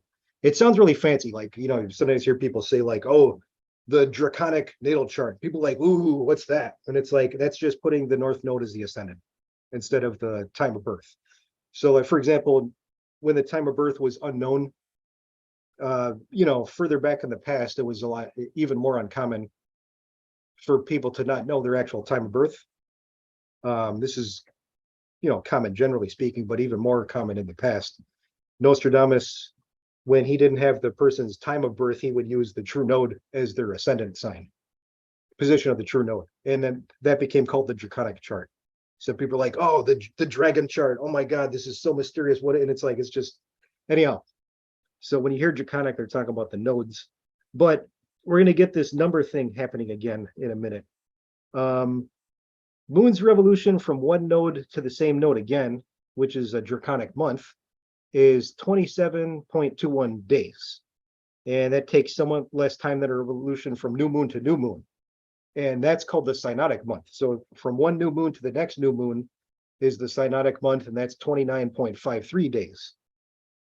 For a solar or lunar eclipse to occur, the moon has to be near one of the nodes of its orbit. And the draconic month is therefore the other basic period of eclipses. So when you get this draconic and synodic lining up, that's when you get eclipses. Now here was an interesting one. So resonance between these two periods results in an interval called the Saros cycle, Saros. And there's a lot of interesting things going on with the Saros cycles, and I'm beginning to wonder, like, this is another one of those topics where I came across some information about it, and I said, wait a second, this is another one of those things that people are going to say, why didn't they teach us this in school? Of course, they didn't teach us this in school, because it's one of those things where it's like, it feels to me like one of those things you're not supposed to know. So anyhow, Saros cycles, which time the sun and the moon and the sun return very nearly to the same relative positions. The Saros was known to the ancient Babylonians, and it comprises 223 synodic months. 223, what's the reverse of 223? 322. 322, 223, that's another one of those numbers that likes to poke us in the ribs all the time. Hey, remember me? Hey, I'm back again. Hey, remember 322? Hey, remember 223? So Babylonian, keeping track of the Saros cycles, 223 synodic months. We get another one of those numbers. And where was the other one? The Saros last 18 years. And what is that? 18 years and some number of, what is it? 18 years and 111 days. But they've got it over 3. I don't know what that means. But anyhow, gives you an idea of where that's at. Now, interesting thing with the Saros cycles. So, so tracking these Saros cycles, this is part of how it is found out if there is going to be a solar eclipse. Where in the world is it going to be observable directly overhead, or people in that area where it's like you're going to have, it's going to be directly overhead if you live in this geographic area. Saros cycles is one of the ways that they find where these things line up. And little bit of history, you know about the Balfour Declaration? That was when the Rothschilds sat down with the British royal family and I don't even know who else. And they said, we need to establish the state of Israel and we're all going to sign this document and it's going to make it real. It's going to really, like 1925 or something like that. Yeah. Yeah. So we're going to set this down in the Rothschilds and the British royal family. And then, you know, why is the British royal family care about establishing Israel? But they've got this long history of, you know, the Rothschilds dominate banking and finance in England. And you've got the Bank of England having this really important role in the centralized banking systems, you know, in the centralized banking systems of the world. They play a really huge outsized role there. You know, England, Bank of England through this Rothschild influence. And so you've got the Rothschilds and the British royal family sitting down to do this Balfour Declaration. Israel as a state, we're going to make it real. We're going to sign the document. Our signatures make it so. And they do it. And they agree together to do this. Now, why would the British royal family care? Who knows? There's lots of, you know, look into the British Israel movement. Fascinating topic of study there. You'll hear Michael Tessarian and Jordan Maxwell talk about that sometimes. British Israel movement and what is this connection? What is this, you know, because it goes even before Church of England and Rothschilds. There's some kind. Anyhow, they If sit down and Nigel's they, still in the chat, I'm sure he'll weigh in. they sign this document, and signing it makes it so. And part of the agreement said that there can only be one royal family that's allowed to sit as the head of government in Jerusalem. So it's got to be somebody it's got to be, you know, Israeli elected, Israeli approved. It's got to be an Israeli. There's only one exception to that. When is it allowed to not be an Israeli who was Israeli elected to sit at the head of the throne at Israel? Only a member of the British royal family is allowed to occupy that position. And there's some increased, you know, attention about this position in Jerusalem. And an interesting thing about, so what does this have to do with Saros cycles? How did I get so far off of what we're talking about? I actually didn't. So what this has to do with Saros cycles, this is something that I picked up from a conversation between DSMP, who's, I forget the guy's name. DSMP stands for Deep State Mapping Project.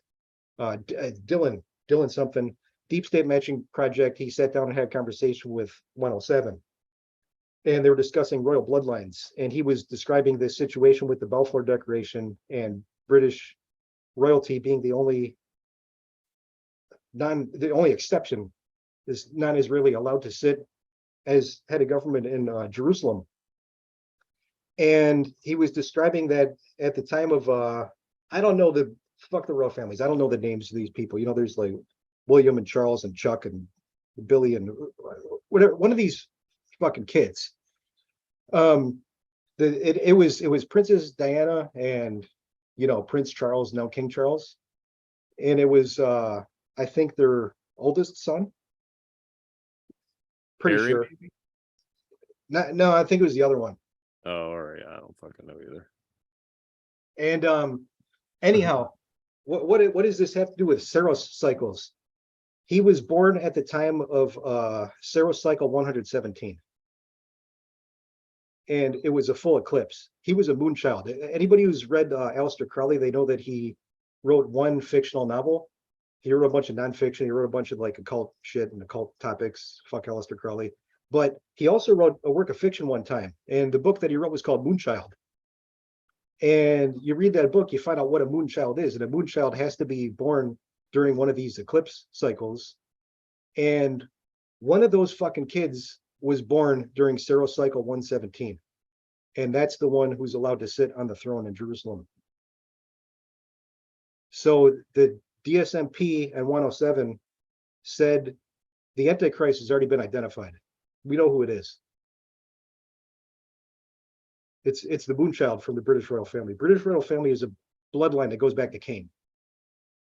And the Diana and Charles having children, what this was as many of the Cain bloodlines that you can combine with two people having children. That was the marriage of Charles and Diana. That was the purpose. And they had a moonchild together on top of it. So it was the perfect combination of bloodlines and Saros cycle 117 and the Balfour Declaration that brings things together for people to make this. Hey, I didn't make the claim. I'm just repeating what some other people said, what their claim was. So the claim was Saros cycle 117, Balfour Declaration, this combination of bloodlines. Antichrist has been identified. We know who it is. Is he the one that's married to Meghan Markle or whatever? No, not that one. Okay. It's the one who's married to Kate. Oh, all right. Yeah, there's some crazy I stuff. think it is. And there's like a backup. So was Charles the one born during Saros cycle 117, or was it his son? I forget. I don't know. I'm not up on the royal family. One of them is it, and the other one's the backup. Plan B. Yeah, you always got to have Plan B. I know this. I've been reading a lot of, listening to a lot of the Dune audiobooks, and they talk a lot about bloodlines, like over thousands of years. So it's fiction, Yeah. but is it really? One of the most poorly written books that I ever read and actually enjoyed. And I actually listened to it on audio, which I never do. I always like to read books, but for some reason, this one, I was listening to it on audio, and I was like, yeah, I'm kind of enjoying this. And while I'm listening to it, I'm like, God, this is so poorly written, but some of the information is pretty good. And that's Fritz Springmeier's Bloodlines of the Illuminati. Oh, nice. So I kind of see it as like it's like a nice little starter pack for bloodline type stuff. There's a lot deeper stuff you would want to learn if you're going to get into that topic, but that's a pretty nice starter pack. Yeah, I heard Zerlatz just said, ask him to get into Diana's bloodline. He said, I heard she was related to the mythical true King Arthur. Who knows? Some people say that's where the Christ story came from. I think that's what was his name? I can't remember, but he was on Michael Tessarian show a couple times. Probably Ralph Ellis. Yeah, Ralph Ellis, exactly. Very interesting stuff. I think the Christ story came from Christ. What's that? It's my 2 cents. The Christ story, I think it came from Christ. Yeah. I like it. Hey, not everybody's going to agree with me. Ralph Ellis isn't going to agree with me. I know. I understand. Before you send me angry emails, I get it. I know. I'm not saying I'm right. I'm not saying I know everything. It's just my 2 cents. Well, I always tell people, I'm like, there's a chance that it's both, and then it manifested, so it really did happen, but it's not the exact story that we get passed down from us. Everything gets co-opted in this realm. Every time something good happens, it just gets, yeah, absolutely. Once the movement gets to a certain degree, so I'm sure that's all that stuff's really possible, and then on top of it just got co-opted. So yeah, absolutely. But I always ask people, like, are you living the message? You know what I mean? Like, are you found? Yeah, the essence of it. Yeah. Because the finer details of it, who knows where it got co-opted and what direction it got taken. But if you're looking at the essence, are you dealing with the essence of it? Yeah, 100%. That's all that's what we talk about in the Oversharing show all the time. That's all we care about. And we think this arguing is just part of the division, you know, it's like, do you really have to be right? Does truth even need to be defended? You know what I mean? So yeah, Yeah, I right. hear you. But yeah, it's crazy. But it really comes back to the moon sign because it's more about like looking inside and going back to that kind of stuff, you know? It's crazy. That's where I've been at. So like you know, people will have different things that they like to focus on, or for me personally though, I've been finding a lot more of my energy directed towards the internal, towards the personal, just looking at my own little domain, my own little sphere, and working within that. I've also got the chart of the moment, um, which we don't necessarily need to go into. I told you ahead of time that I actually have way too much material. It's just backup. I would just like to have some interesting things to throw out there just in case we want No, to. I love it. Yeah, But well, we can talk about like, this if you want. I mean, that's not a bad idea. so For the sure. chart of the moment, which actually it's a few hours old now. I pulled this up earlier while I was having coffee at the coffee shop and hanging. But anyhow, this is it is a chart for today. So the astrological chart for today, we've got moon. Wait a second, is this right? Chart of the moment, 30th of May, 2023. Why does that look wrong? Okay, we got a Libra moon. I don't know why I thought the moon was somewhere else. We got a Libra moon. Ooh. We got Sun in Gemini. We know it's Gemini season. And we got, this is interesting, Venus and Mars are very close together. It's not quite, a lot of astrologers, some would consider this a true conjunction. Some would say, no, it's too big of an orb, but they're really close together. I mean, it's darn close to they're like, what is that? 6, 5, about 11 degrees apart. True conjunction, the biggest most astrologers will allow would be about 10 degrees. But hey, there's exceptions to everything. So anyhow, Venus 24 degrees Cancer and Mars 5 degrees Leo, and they're practically conjunct, right next to each other. Opposite of them, we've got Pluto in Aquarius at 0 degrees. So Pluto went into Aquarius recently. For those who don't know, it was in Capricorn since 2008 until very recently. Just went into Aquarius. And it's going to retrograde back into Capricorn coming up pretty soon. And then it's going to, I got dates on my Telegram page if you want to know the dates of when it's moving back and forth, or you can look at the ephemeris. But right now, 0 degrees Aquarius. And we got a whole bunch of things going on in Taurus as well. Uranus has been in Taurus for a really long time, number of years now, and it's still going to sit there for a little while longer. We got Mercury in Taurus. We got the true node in Taurus. True node's been in Taurus for a long time as well.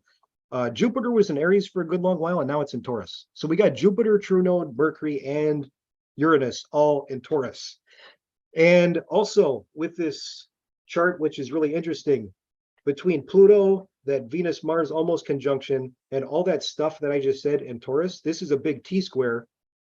And it's opposition from Venus-Mars over to Pluto. They're in the opposition. That's like the bar of the T, like the top, the straight bar of the T. And then the tail of the T is where all of this energy is getting discharged or focused onto, which is all of that stuff going on in Taurus. And what is Taurus about? Money, finances, value, resources. How do you get your money? How do you put your food on the table? How do you get stability in those areas of life? Oh my God, how am I going to get a better job? How am I going to make enough money to get by? How am I going to, all of this is all Taurus stuff. And how am I going to get stability in those areas? And oh my God, I've got to work so hard to do it too. Taurus is the bull pulling the plow. That's putting some muscle into the work. If you've noticed, you've been having questions in those areas of life where there's been a lot of energy focused there. No surprise there. We got a lot of stuff going on in Taurus. And we've also got this big T-square. There's a number of other things too that have been, they keep bouncing off of that stuff going on in Taurus, especially Uranus and the true node.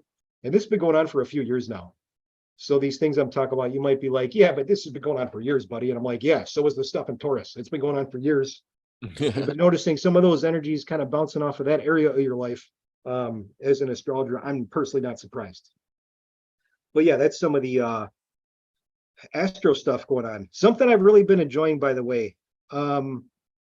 So I did my astrology coursework with the 11th House Academy, which is Robert Phoenix's astrology school. I also did some with Ablas, with Roland Legrand's school.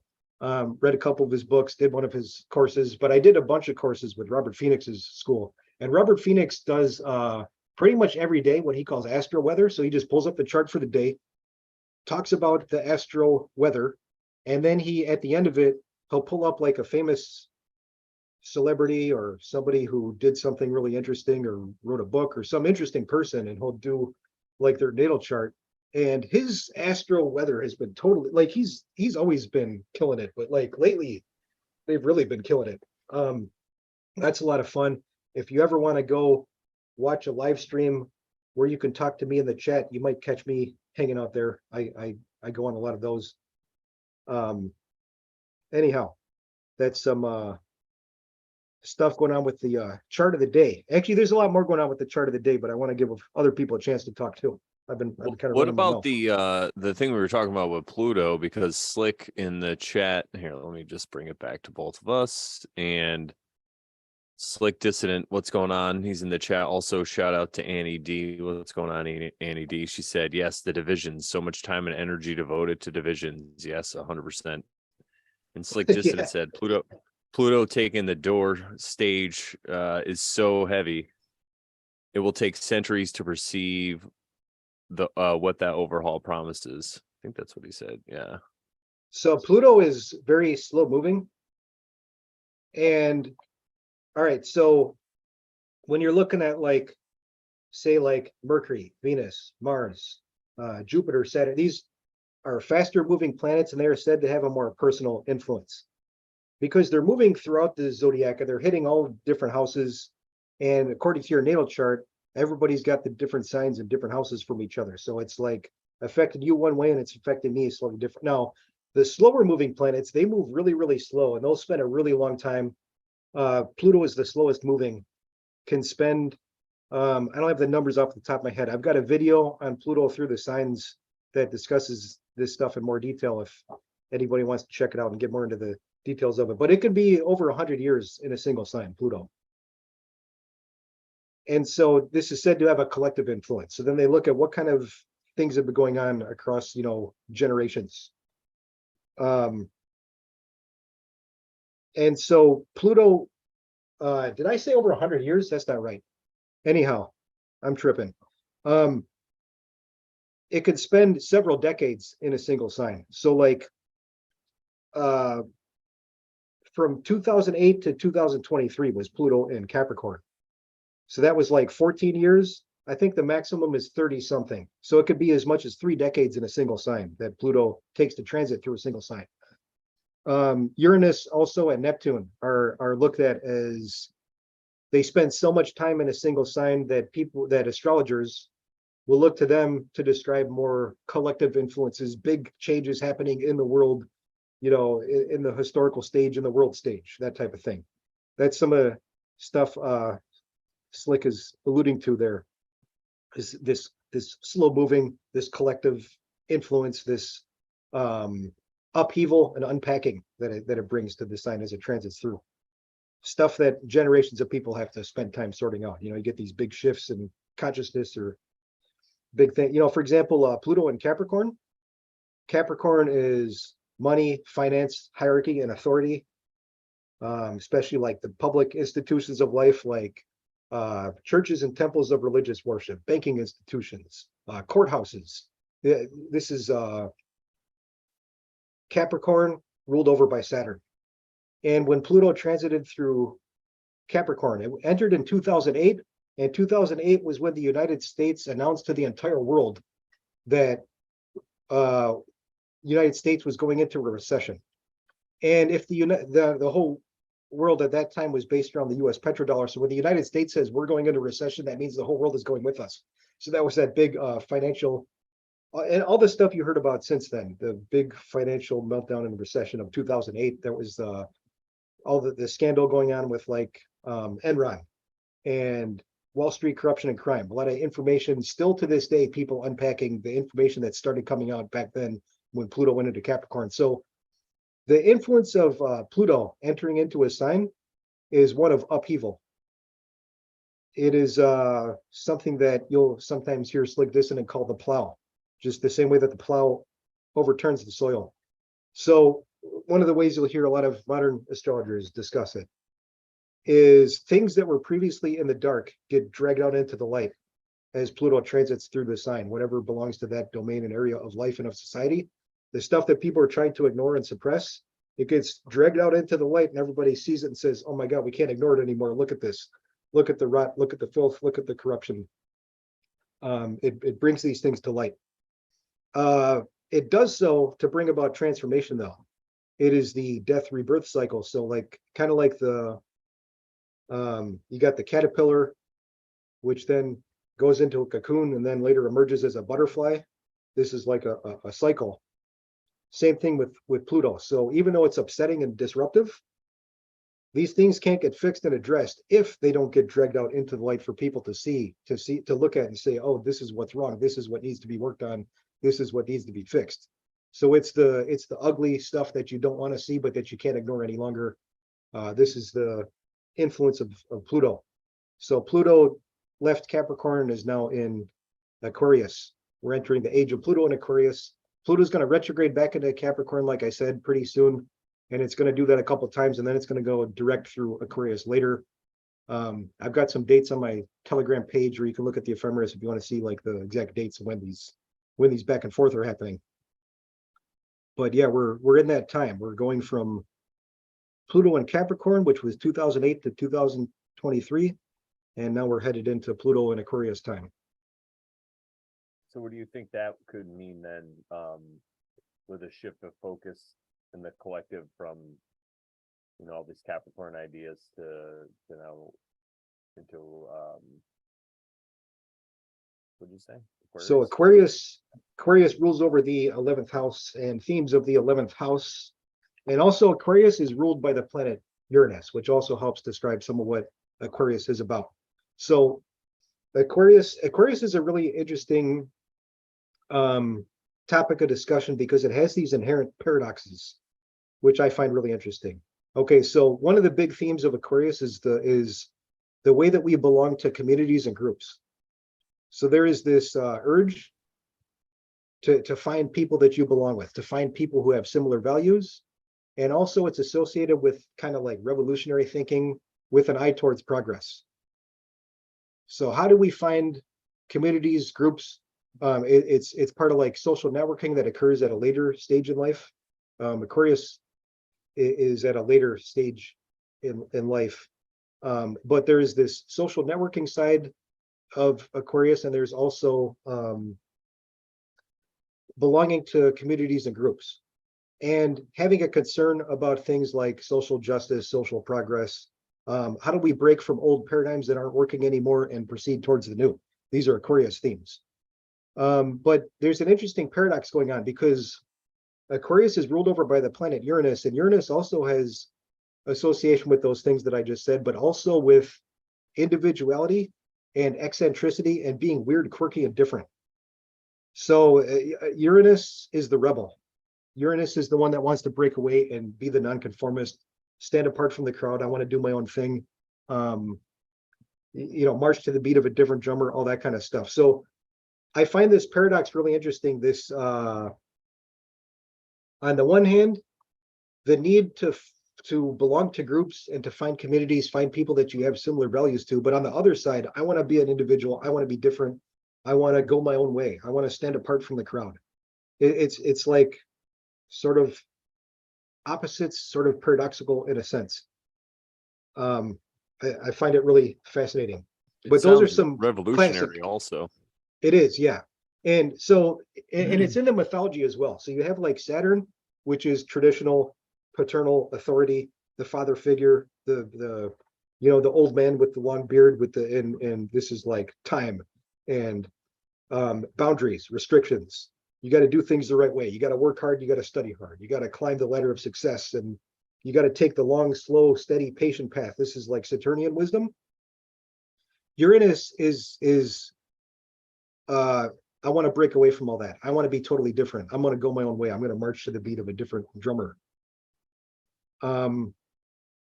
Which is already kind of, so Uranus is also associated with electricity and as being like erratic and kind of having unpredictable energy. You know, things that happen suddenly, things that are surprising, things that are shocking. So to have Pluto entering Aquarius, this is kind of like doubly so. You know, it's like the rebel and the destroyer, or the rebel turning the plow. It's like, you know, I think see some really interesting things in this 14 or 30 something years, whatever it's going to be, of Pluto moving through Aquarius. Yeah, it sounds we probably already got a little bit of a taste of it, but I could just imagine, you know, you could see it. Two things that I thought of was one of the things you were talking about with this Aquarian energy. It reminds me of like how it's kind of getting co-opted is with some of these social justice movements. Absolutely. You know? Absolutely. And then the other thing I see is people like us are already starting to do this stuff where we're starting to create these little networks of people and groups of people, and we're networking in between them. So it seems like people like us could be like early adopters, and we're just moving ahead of the curve, and this is kind of where the whole collective is going, which I always get excited about, because I feel like this has always happened to me a lot in my life. Like I'd be onto some kind of trend, and then more people would get onto it later, and I would try to, you try to tell people, but they don't want to hear it. And then a year or two later, everyone's doing it, like everyone's growing their hair out, but whatever it is, it's amazing. So in that same way, I'm excited about it. That's why I get more excited about the future, because if we're doing this now, of course you're going to get some of the negative, I guess you could say negative stuff with the co-option, with the social justice and that kind of networking and those kind of rebels and revolutionaries. But then you also get people who are doing it in this vein, especially with self-healing and stuff. Yeah, absolutely. All these things happening at once. It's very dynamic. You got some people doing it authentically, like you said, and then you've got the side of it that's co-opted, that was anticipated. And we saw it in previous generations. There's also a lot of this stuff going on in Pluto and Virgo and Pluto and Libra as well, with this social justice stuff coming through in different ways.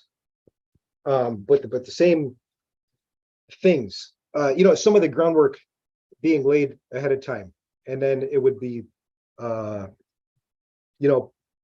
pull back on it for a while and then bring it back out front and center again, and then pull back again and then bring it out front stage again. And this is another one of those cycles. And so people like us, or who frequent some of the avenues of information that we tend to, we see people who are tuned into this and pointing it out, say, look at this getting co-opted over here. Anticipating the pattern. Look how they're the energy that they know it's coming. Look how they're diverting it and trying to confuse people and do the co-opting thing. Yeah, we totally see that playing out. I've seen it in previous decades. Or like, I'm going to be turning 48 this year. If you're my age, you've seen them go through these cycles so many times that it's like the same TV show being played over and over again. You're just like, how do people not see it? I've seen this so many times. Like you've seen it so many times. Yeah, I'm gonna be 47 in a month or so. So I know what you're saying. I've been telling people, I've been hearing about supposed grocery store, I can't even enunciate this right. I've been hearing that the grocery stores are going to be empty and everyone to fear about it. I've been hearing about that since like Y2K, so it's like, oh yeah. And also, you probably remember, since we were like old enough to remember, so what, I don't know, 4 or 5 years old, every few years we've been hearing that the entire world is going to end and everybody's going to die, and it's going to happen really soon. So like, remember there was like the big hole in the ozone. Where the hell did that go? And it was like everybody's going to die next year. And I was like, holy shit, everyone's gonna die next year because it's fucking hole in the ozone. I was like so scared. Back then I was younger and dumber, and I was like, oh my God, I don't want to die. This sucks. And then like, there was acid rain, and then there was the hole in the ozone, and then there was I've actually got a outlining of some of these in which video did I do that in? Acid rain. In one of the sections of the Pluto video. All of the all of this stuff that they kept telling us that was going to kill everybody and wipe out the whole world next week. And after they, like Charlie Brown and Lucy, when he goes to kick the football and she pulls it away. Yeah.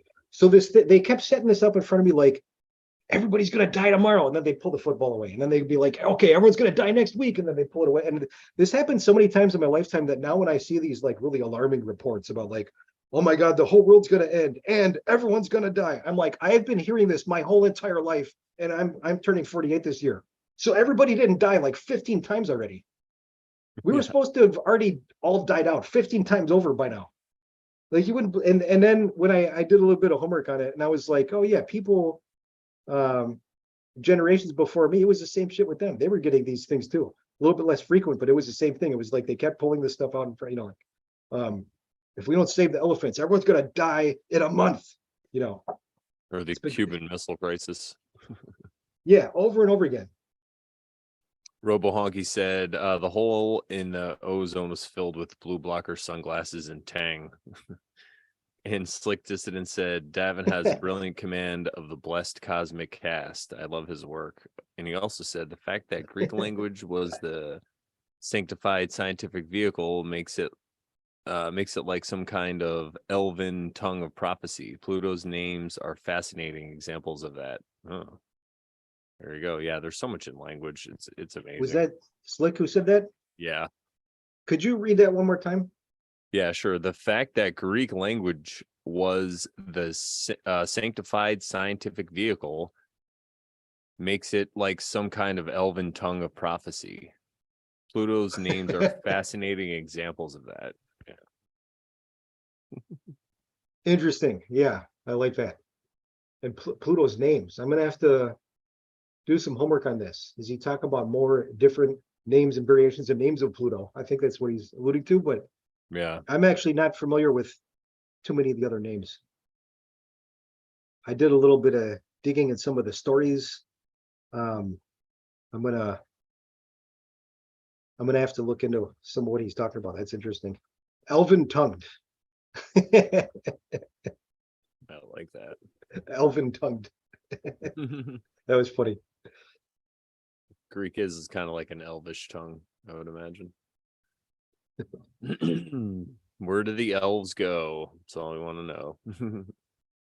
Awesome. Well, yeah, I could kind of, if you just look at what's going on in the world and the conscious, you can kind of see how these alignments are playing out and stuff. It is quite amazing, especially right now with all the stuff coming to the surface. Like you were saying, when Pluto comes, it's like the plow coming. So what do we think is going to get dug up? It's probably I would imagine what happened in 2020. I'm sure some of that stuff's going to happen.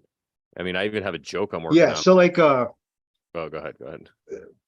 Oh, sorry, didn't mean to interrupt, but some of the things that we see coming. Okay, so you drop a rock in the pond and the ripples outwards.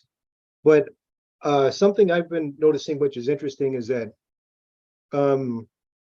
we often think of echo as like a forward phenomenon in time.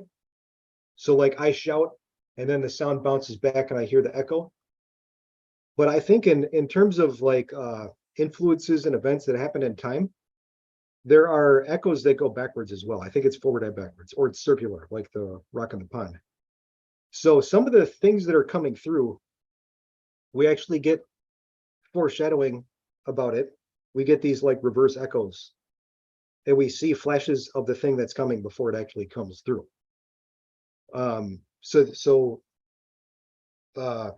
I lost my train of thought. Where was I going with this? What did you just? Oh, you were talking about some of the things we see coming through. So yes, we did already start to see a lot of these things going back as far as 2020 would one of the big ones, but even before. So what was one of the big things that we saw? And of course, this also pertains to the big Saturn Uranus square that happened at 2020. Saturn Uranus hadn't squared each other in a long time. There was a big Saturn Uranus square at the beginning of 2020. And but anyhow, without getting too much into that. What was one of the big things that we saw happening, continued happening, and is the thing that we're discussing about Pluto transiting through Aquarius? People reevaluating their social networks and their groups and the places where they feel like they belong or don't belong. People have been going through some really deep work on this stuff for years now. These are like reverse echoes. Yeah, an event that's happening, not an event, but a thing that's taking place moving forward in the future.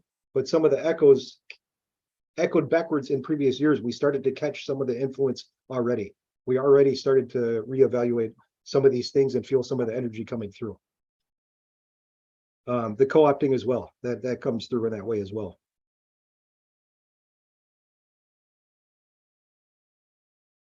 Because that's one of the big things that I think we're going to see really transforming, because people have already been going through so much with it. I think they're going to start to get more clarity on it going forward, though. These questions about where can I find people who have similar values to myself? Where do I fit in? Where do I not fit in? Where do I feel like the energy's not working? And people are going through this process of reworking these things. And then sometimes even after people started working out, they started going through the process again. And so I've just people I've talked to, things I've heard them say, I'm like seeing a lot of people going through these themes. Some of the deep work has already started. I think there's going to be some more. This is what I think is going to be going on. So some of the people that we tend to talk to have already started doing some of the preliminary work on some of that stuff going back a few years now. They've already been going through and working through some of that. I'm not saying they have all the answers. I'm just saying they already started these processes and started processing it. What we're going to see coming through is the normies who have been not processing this, who have been avoiding it, who have been sitting in a place where they were not confronted and did not need to confront and process these things. We're going to see it hitting them is what's going to happen, or one of the things that's going to happen. And some of the people we talk to, some of the people like ourselves, we're going to be like, yeah, you probably should have started doing your homework a little bit earlier, Yeah. I could see that 100%. They're going to be the ones like running late into class, like, can I copy your homework? And we're going to be like, sure, but I mean, you should have started a while ago. Like, we've been preparing, like, come on. Yeah, and I've already kind of started to see it happening in some people's lives too. I was kind of putting it to like after what happened in 2020, because people still they're not really feeling, especially the normies, they don't understand the full impact of what that trauma is going to do and how it's going to manifest going forward, and how much the world is different than 2019. It's gonna hit them so hard, because all of the stuff that was coming out during that Pluto and Capricorn time, they closed their eyes and they shut it out as they, like the little kid. Have you ever seen little kids do this thing when you're like trying to tell them, like, yeah, but we have to do that, and they go, da, da, da, da, da, I can't hear you, da, da, da, da, da, da, da. Like they did that all through Pluto and Capricorn. And so they're going to have to digest all of that Pluto and Capricorn shit as well, on top of the new shit that's coming in. And they're going to be like, it's going to be hitting hard, and it's going to be overwhelming. It's going to be like a tidal wave for them. And for us, it's going to be like a little sprinkle, Yeah. We're going to be like, Yeah, hey, I really feel like should have started your homework a long time ago. Come running in late trying to copy my homework. should have been watching the Brandon Bonanza show years ago. What's wrong with you? Yeah. Why weren't this you hip stuff? to this years ago? Come on. You would have been fine. You saw my post on Instagram. You just decided to not watch. Not you guys. You guys are great in here. We're talking about all the other. Yeah, we're talking about the normies. Yeah. I use that term too much, but I like it. I don't know. Yeah, it's a good descriptor. I don't usually try to use it too derogatorily, because I'm trying not to judge people. And I just realize everyone's at a different point in their life, but it's a good way to describe a mind frame or a worldview, at least. It's a normie. Yeah, you can say a lot in a single word, kind of, but I don't know. Anyhow, Yeah. Zero Last said I've been out there since 2012. Yeah, I hear you. Late 90s for me. Yeah. Yeah, I mean, I figured it out. I didn't start really talking about it though until later. But yeah, Cosmic Lycan says muggles. Those muggles are you though. Come on, man. You know that. We're all one, Who are the bro. No. who are the Muggles? The muggles, I think, are from maybe Harry Potter. It's the people who aren't into It's like the common folk, people who aren't into magic. Oh, okay. All right. So that's the Harry Potter word for normies. I think I never seen Harry Potter. Harry Yeah, me Potter. neither. Harry Potter. I was more of a Lord of the Rings guy myself, and I was, yeah, because we're a little too old for Harry Potter. When it came out, it was like kids talking about it for us. So, Yeah, I kind of missed the wave on that, but I also missed Lord of the Rings because one of my buddies lent me The Hobbit like many, many, many years ago, and I just couldn't get into it. And then and but so many people love Lord of the Rings so much that like I'm like maybe one of these days I do need to sit down and read it or check out the movie or whatever. Um, it's amazing how many people just really love that. yeah, I got sucked in with the movies when they first came out because I had no idea. I was never really into that stuff. And then later I read the books and there's a lot in there. Yeah, But yeah. yeah, 100%. But I think you're gonna get that the normie thing. I don't even, because like a lot of people say they want to change the world and they want to make everything better and the whole world's going to be better. And I think it's more like there's just always going to be this resistance, and it's some people are going to fall into that vibration of the normie, and then there's going to be people who choose to step out of that and overcome it, and they're kind of providing a service for us at the end of the day. It's just like if you think of the concept of Satan, or the devil, and it's like if it wasn't for that part of the realm which was still created by God, God still created Satan, so there must be a reason. We just can't understand it because we're these mortals right now, we're these little humans. So you could doesn't mean you have to like him or do what he says, but you don't have to like hate him and actively blame everything on him. You could look at it as a force of resistance for you to get stronger by opposing or by just not giving into him. I really feel like the war is within.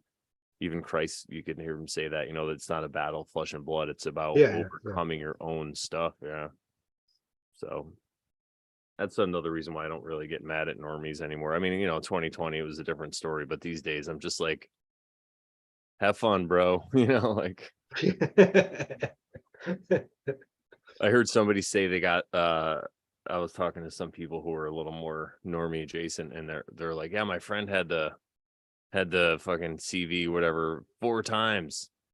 And I was like thinking to myself, I'm like, okay, so this person had this deadly virus that we shut down the world for. They had it For 4 sure. times and they're fine. And we shut down the world for it. It's like, oh no. Right. Did they get us? Did they pull a fast one on us, guys? You think? Come on. You got it 4 times and you're fine now? Like I thought we were all supposed to die. Yeah. Thought the whole world was gonna die again for the 115th time. Yeah, exactly. I I was tell you, still they've been worried telling me about that every two. I was gonna say I was still worried about acid rain. Right.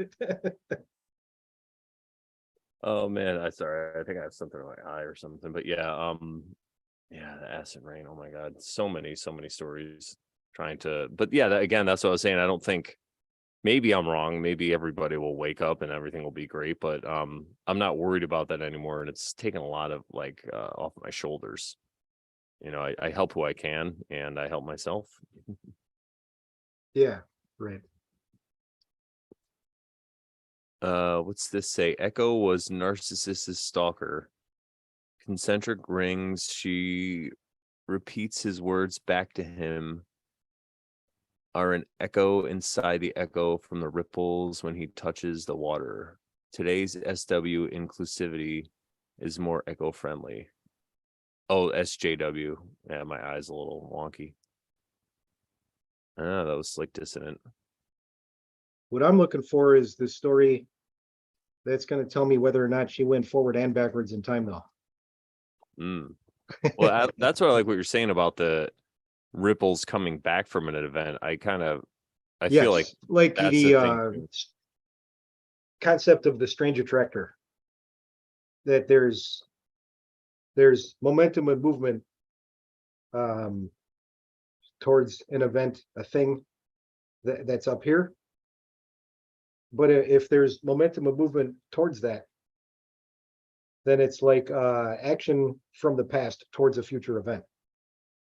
So you have forward and backwards in time. So my little, so I was playing with some of these analogies, and if Slick wants to do some homework on that for me, if he can find, if he knows of already, or if he can find a story where Echo travels both forward and backwards in time, I would be delighted, because that would fit the analogy I was going with tonight.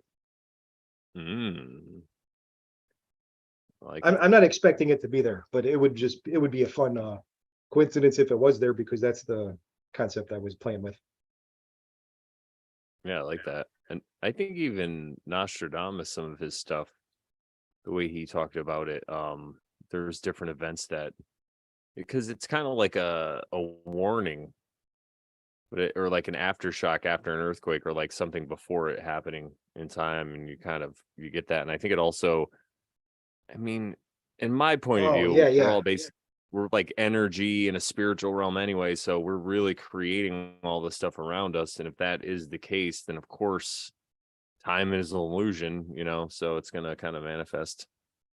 But yeah, right, is everything consciousness, and is consciousness instantaneous, or maybe that's not the word I want, but yeah, I mean, if it's all consciousness, then yeah, how illusory does time become? There's some interesting anecdotes. I mean, people have been observing this for forever. So okay, I remember before 2020, I had a bunch of bizarre dreams that, like, later, when March 2020 hit, I was like, oh, now these dreams make sense. And then, but that's me. I'm always telling weird stories like this. I'm a weird guy. I'm Davin. It's weird being Davin sometimes. What was weird was when I started to hear my normie friends talk about their weird dreams and just sit there and not realize the significance of it. And I would be like, holy shit, how do you not see the foreshadowing of that? And we're talking about it after 2020. And they're telling me about this thing they dreamt before 2020. And just like, yeah, I had this weird dream, didn't know what it meant. And I was like, I know what the fuck that means. I can't tell you, because you always tell me I'm a weirdo or I'm crazy when I talk about this shit, but I know exactly what that means. You totally had foreshadowing dreams about that. Now, I also remember there was an anecdote from Freud, who was giving a lecture at some university or something. I don't remember the date, or it was like some symposium of professors and whoever else at the meeting at this. He's given this talk, and this is just before World War II, just before Germany invaded Poland, like before World War II really got going. And he said, so I do all this psychoanalytic stuff. I do some stuff with dreams. I'm Freud. I do some of this shit. Why do I keep having people coming and telling me that they're having, and he just put it as an open question. He's like, I don't know what to make of it. I'm just throwing it out there. I don't know what this means. He's like, why do people keep coming to me telling me they're having dreams of barbed wire, fires, and burning dead bodies? And he's like, I don't know. And then, like, 2 months could it be later, the bankers are about to move? yeah, and then like 2 months later, Germany invades Poland. Wow. Yeah. And so, like, so a lot of these echoes do come in the dream time. I could see that. My woman is very tuned into that stuff. She has a lot of dreams of things or places that she ends up visiting, or things that could happen. She had a lot of dreams about me. Awesome. And here I am. And so I mean, about, right? Yeah, she manifested it. We're talking about moon signs, and that's totally moon category stuff. Intuition, collective subconscious, the dream time, mythology, all that stuff. This is all moon stuff. So your girlfriend having, little mini prophetic dreams, she's totally totally in the category. Yeah, I was like, "What were you having dreams of Jesus?" Just look at me. No. Oh man. Well, we've been going at about a little over 2 hours, so could probably start to wind it down. Is there All right, anything else? cool. Anything else you wanted to get in? I know you said you had a bunch of stuff. I mean, you had whatever topic, so it didn't matter. But was there anything else that you were? No, nothing like I was like, oh, I really wanted to include such and such. Yeah, I'm good. If anybody in the chat had any questions or anything, Well, I know somebody earlier, we can Annie find D something done. said. Earlier, Annie D said something about rising signs. She's like, "Are rising signs underrated?" That's what she said. Underrated. Yeah. I mean, it depends on your opinion. Like some people are going to say they're overrated, and some people are going to say they're underrated. So, I rate them very highly because for me, the information felt very profound the first time that I heard of it and went and like started to investigate it. And also, learning about your ascendant leads to finding out about the order of the houses in your natal chart, which is not necessarily the same as the order according to the seasons. And I think learning order of the houses is huge for doing any further work with astrology.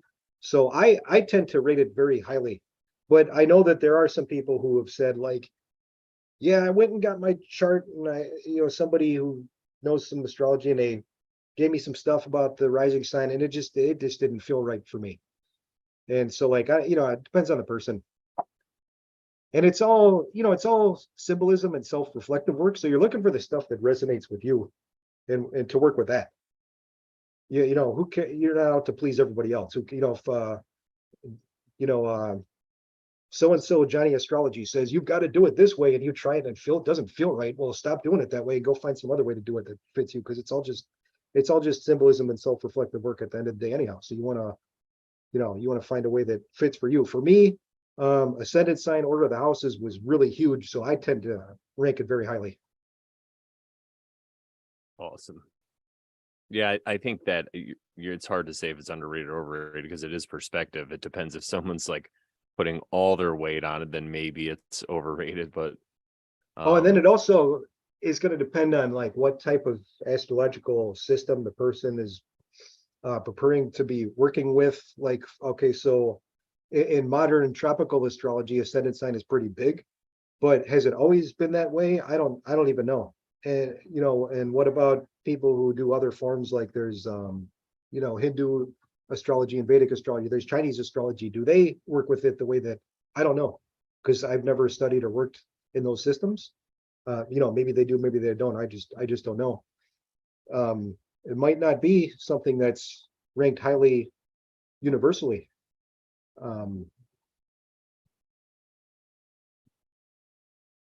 Sorry, we got a question for you. Slick Dissident says, question for guest: is skateboarding as Scorpio as sorry, let me try that again. Take two, action.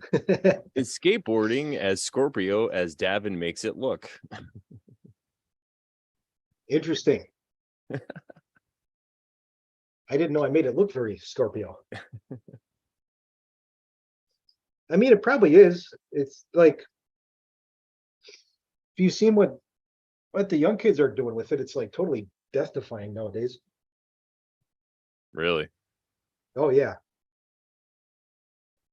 No pads, no helmet, and you're gonna go do a kickflip into a grind on a 20+ stair handrail. Yikes. Like, it's totally unreal what people are doing with it nowadays. Just wait till Pluto gets more firmer and Aquarius. Maybe they'll change their. Like, we got to start wearing helmets. What's wrong with us?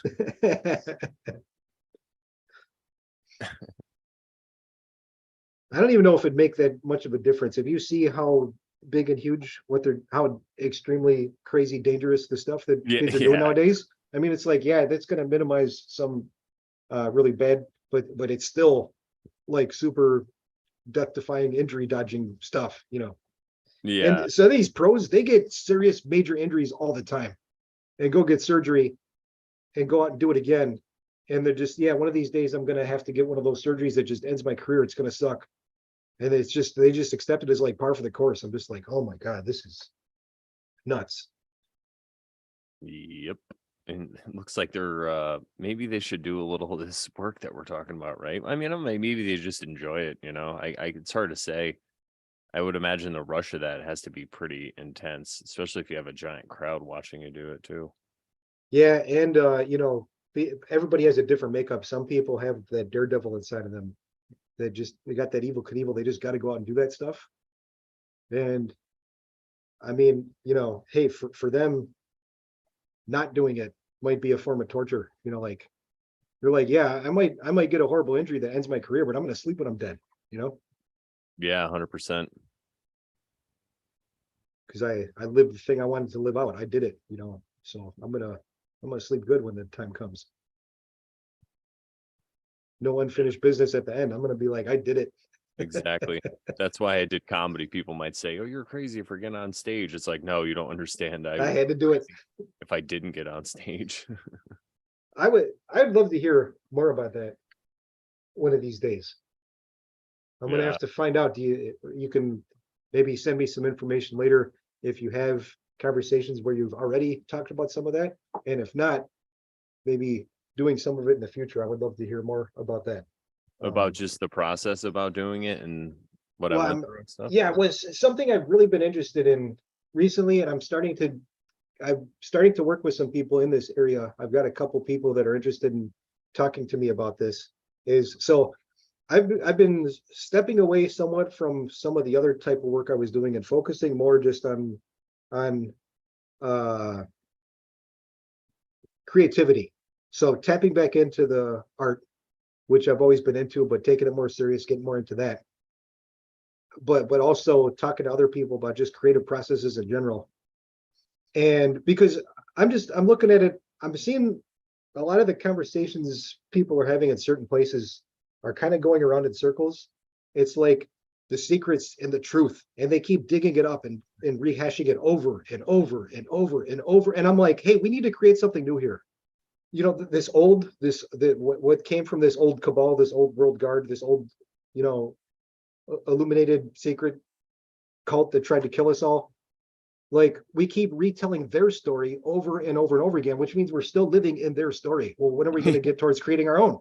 So I'm really interested in, I just want to create. I'm looking at all right, so I love art. I'm going to keep tapping into that. What are other areas of self-expression? And I'm just interested in working on myself. And so I've been talking to some other artistic people. My friend Reagan, he writes poetry. Just having some more conversations about appreciating creative process, self-expression, getting it out. But I'm really interested in you because you've got this really interesting backstory, and then the way that you talk about it, that stand-up comedy, like, people, oh, that sounds nerve-wracking, how could you do that? And you're like, no, listen, I had to do it. Like, it was something, I was working through something. That's exactly the kind of stuff that I've been really, really interested in lately. And the kind of stuff that I'm like, when I see people going in that direction, that's the stuff that I'm like standing up and cheering for. I'm like, yes, that's what I'm talking about. We need like more of that. I want to see where this is going. What is it that we're going to build? What is it that we're moving towards?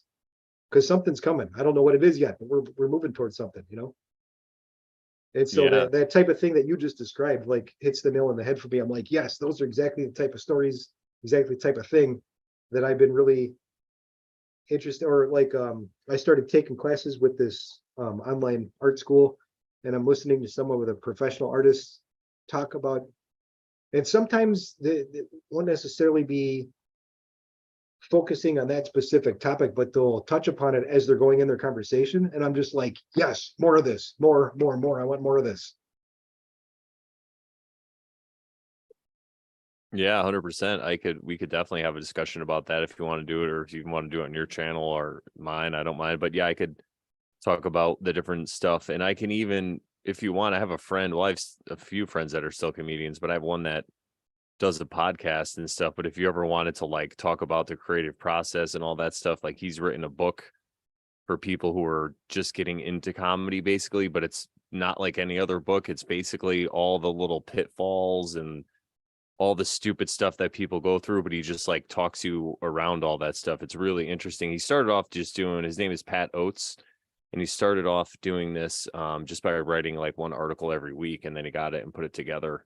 And it's stuff like, you know, how to talk to bookers or stuff like what to do when you get on stage, just all these little things. But he loves to podcast, so I'm sure he would want to be a guest. He's more, you know, I love him. He's more of an in the normie catalog, but he knows about me, how I feel about the world, and he respects it, and we have conversations about it. We actually tried doing a podcast in 2020 about all this stuff, but it just didn't work out. Me, him, and another guy.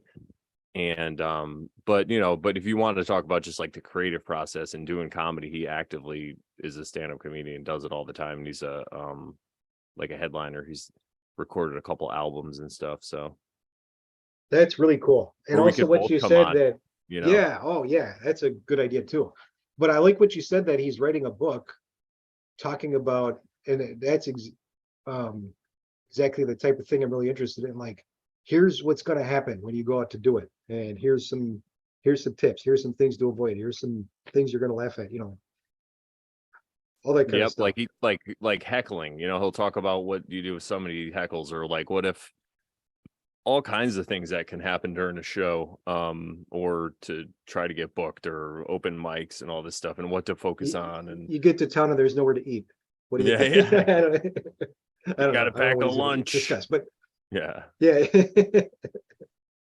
No, but I love that kind of stuff. I love hearing about people who are doing something different from me. It opens up a window into another world, and then they are like, here's some of the things that go along with it. Here's what I had to go through. And but that's always been a big one with me, is hearing about what people had to go through to get to wherever it is that they were going, you know. Because it's just it's a universal thing. So you'll get a different story from a different background, different circumstance, but something about the essence of it is always the same. You know, that hero's adventure, that, you know, you're going to go through the trials, you're going to go through some dark times, you're going to have to see your way through. There's going to be a rainstorm, you're going to have to go through, push through it, all that stuff. I love that stuff. yeah, like you were saying earlier, the archetypal. Yeah. And also off topic, but Slick Dissident said, Brandon, all-star panel suggestion, PK, Davin, and Kaylee all in one. And PK said that's a fantastic idea. So we'll see if we can make that happen. All on Brandon Bonanza at once.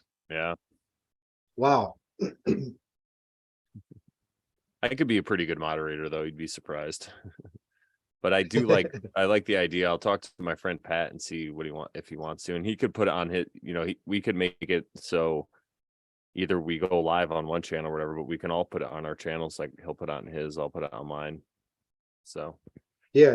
you could put it on yours. Yeah. Any way you want to, any way it works, I'm down. PK said, is the red tie for Mars Day? Tuesday. It's actually no, but I like when things fit whichever way they fit. So like that's cool too. I'm totally done with that. You know, yeah, today is Tuesday already. I know. I didn't know what day it was. Yeah. Tell me about So it. Tuesday. So red tie for Mars Day, that works too. I'll go with that. You got the red in the art behind you too. There's a little bit of red. Yeah, I actually got this was my aunt Charlene did this one. Ooh. And listen to what she said. So like she gave me this one, and I'm like, I absolutely love this one. Like I went nuts when I saw it. I was like, oh my God, that's so awesome.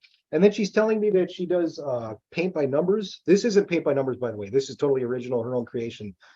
But like when she does art, when she paints, she does paint by numbers. And she's like, yeah, you know, I suck at art. I can't do art. I just do paint by numbers. It's fun. You know, it's cool. And I'm like, you think you suck at art? You did this one. This one's freaking awesome. So like, I don't know what it is, why she thinks, like, she doesn't think she's an artist. Another reason is because my mother's, this is also, so my mother's got a lot of brothers and sisters. This is her sister. She's got a brother, which is also her brother, who's a professional artist. And I think they all compare themselves to him, and they think he's like a god. Because his art is incredibly awesome, but I think like that's why they always have to say like, "Oh, I'm not an artist." Like, Oh yeah. I don't know what it is. It drives me nuts because like, um, Yep. this is one of his, but this is way different from the art that he became famous for. This is like a really old one he did back in the day, and this is when he first started experimenting with like cutting into wood and then doing prints. And he did a lot of wood prints for a long time. I really like this one. This was in the kitchen in the house that I grew up in when I was a kid. Oh, I love that. And so this is one of Oh, his hey. pieces that I've managed to hang on to over the years. But he also has done like big, huge, humongous blocks of wood. Maybe I'll share some stuff on the Telegram page or something, some examples of some of his work, because what he does is this like Southwest Native American-esque type style where it's like abstract, almost like if Picasso was a Native American carving into wood is like what he does. Oh, And all right. he's got no Native American background whatsoever. He thinks he's a Native American though. It's just like he loves it. He's like he just thinks he's an Indian. It's just the way he's always been. He like really really into nature. Him and his wife like they they can't stand technology. Like you'll get it like if you do get an email from them once in a blue moon, like the message will be typed into the subject line instead of the body of the text. Like they don't know what the fuck they're doing, and they're like, yeah, I hate technology. Like they did, like the phone, like it's like you answer it, no, you answer it, and like they don't even want to touch the thing. They hate, like they live out in the boonies, and he does his Nice. art, and she does like kind of like nursing and hospice care type of stuff, and like I don't know, they're freaking awesome. But anyhow, I should share some of his artwork. Just a couple examples, just so people would see what his work looks like. More recent stuff than that. So he's a pretty incredible artist. Yeah, I like that. Well, I was gonna say the artist, or you could tell he's a true artist. That's what I was gonna say, because he doesn't want to be close to society. He's like, Right. that's funny. Alrighty. Well, I guess we'll stick a fork in this one, but I like those ideas for upcoming projects. So I'll definitely I'll talk to my friend Pat, see what he wants to do, and then we'll see if we can get that panel or whatever we can do. Yeah, I'm totally down for that. And also, regardless of what he says, if you want to talk more about it, we'll talk to each other. We'll stay in touch over these things because I'm lining up some conversations. I got like 2 of them that I'm lining up so far for discussing just art and creativity and creative processes in general. Just trying to do something sort of like just inspirational, just art, creativity, and let's inspire each other. Just the basic idea, Yeah, I love it. and something to talk about, something to sit down and do a stream or a podcast and Yeah. hang out and chat. And that's the main idea. And Pat's got a bunch of stories, and we have stuff that happened to us together. That's just, like unbelievable things that happen at comedy shows. So it'll be a lot of fun. We'll just give a little teaser. Awesome. All right. Well, where can people find you, Davin? YouTube, Telegram, Instagram. I got a link tree. Like if they go to my YouTube, there's links there and they can follow the links to the other links. Yeah, and I put the Odyssey, links in the show description too. Odyssey and BitChute also. And I would love to get off of YouTube and just use other platforms, but everybody's just really stuck on YouTube.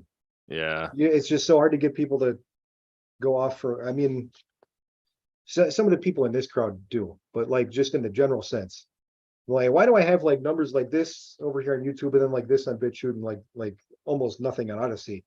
But like Odyssey's like free speech all the way. We should all be on Odyssey. What the hell? But anyhow, It's the convenience that gets you.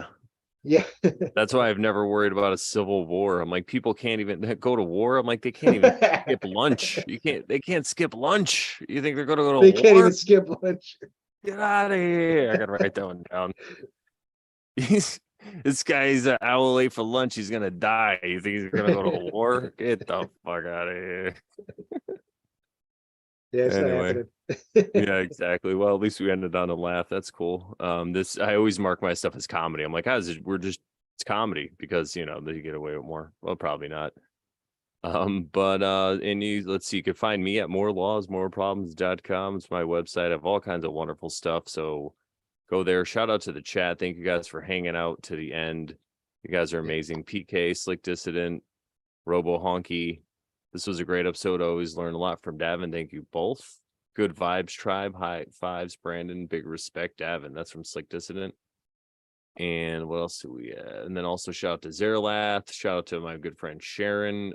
Check out the Over Sharon show this Thursday night, where we have Michelle from Michelle's Home Healing. We already recorded that episode, but we're going to premiere it Thursday. It was an amazing episode and actually tell a really funny joke on that one. I thought it was funny and they laughed. So watch that one, guys, if you need a good laugh, and a lot of information on there. So thanks, everybody. If I missed your name, Nigel's hanging out earlier. Thanks, buddy. And I'm going to play our song, and we are going to get the F up out of here. All right, guys. Oops. Here we go. Everybody have a great night.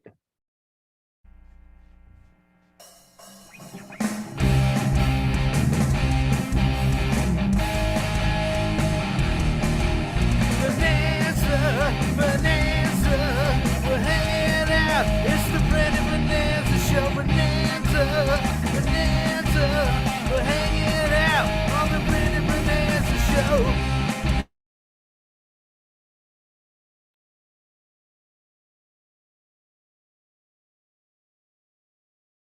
Yeah.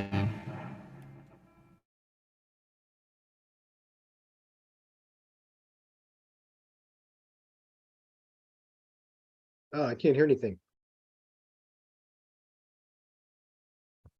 Can you hear me now? Oh, All right, now I can. everybody. I'm saying goodnight. I just didn't figure out how to end the stream. All right, bye, everybody. There we go. All right, it's done now. I couldn't.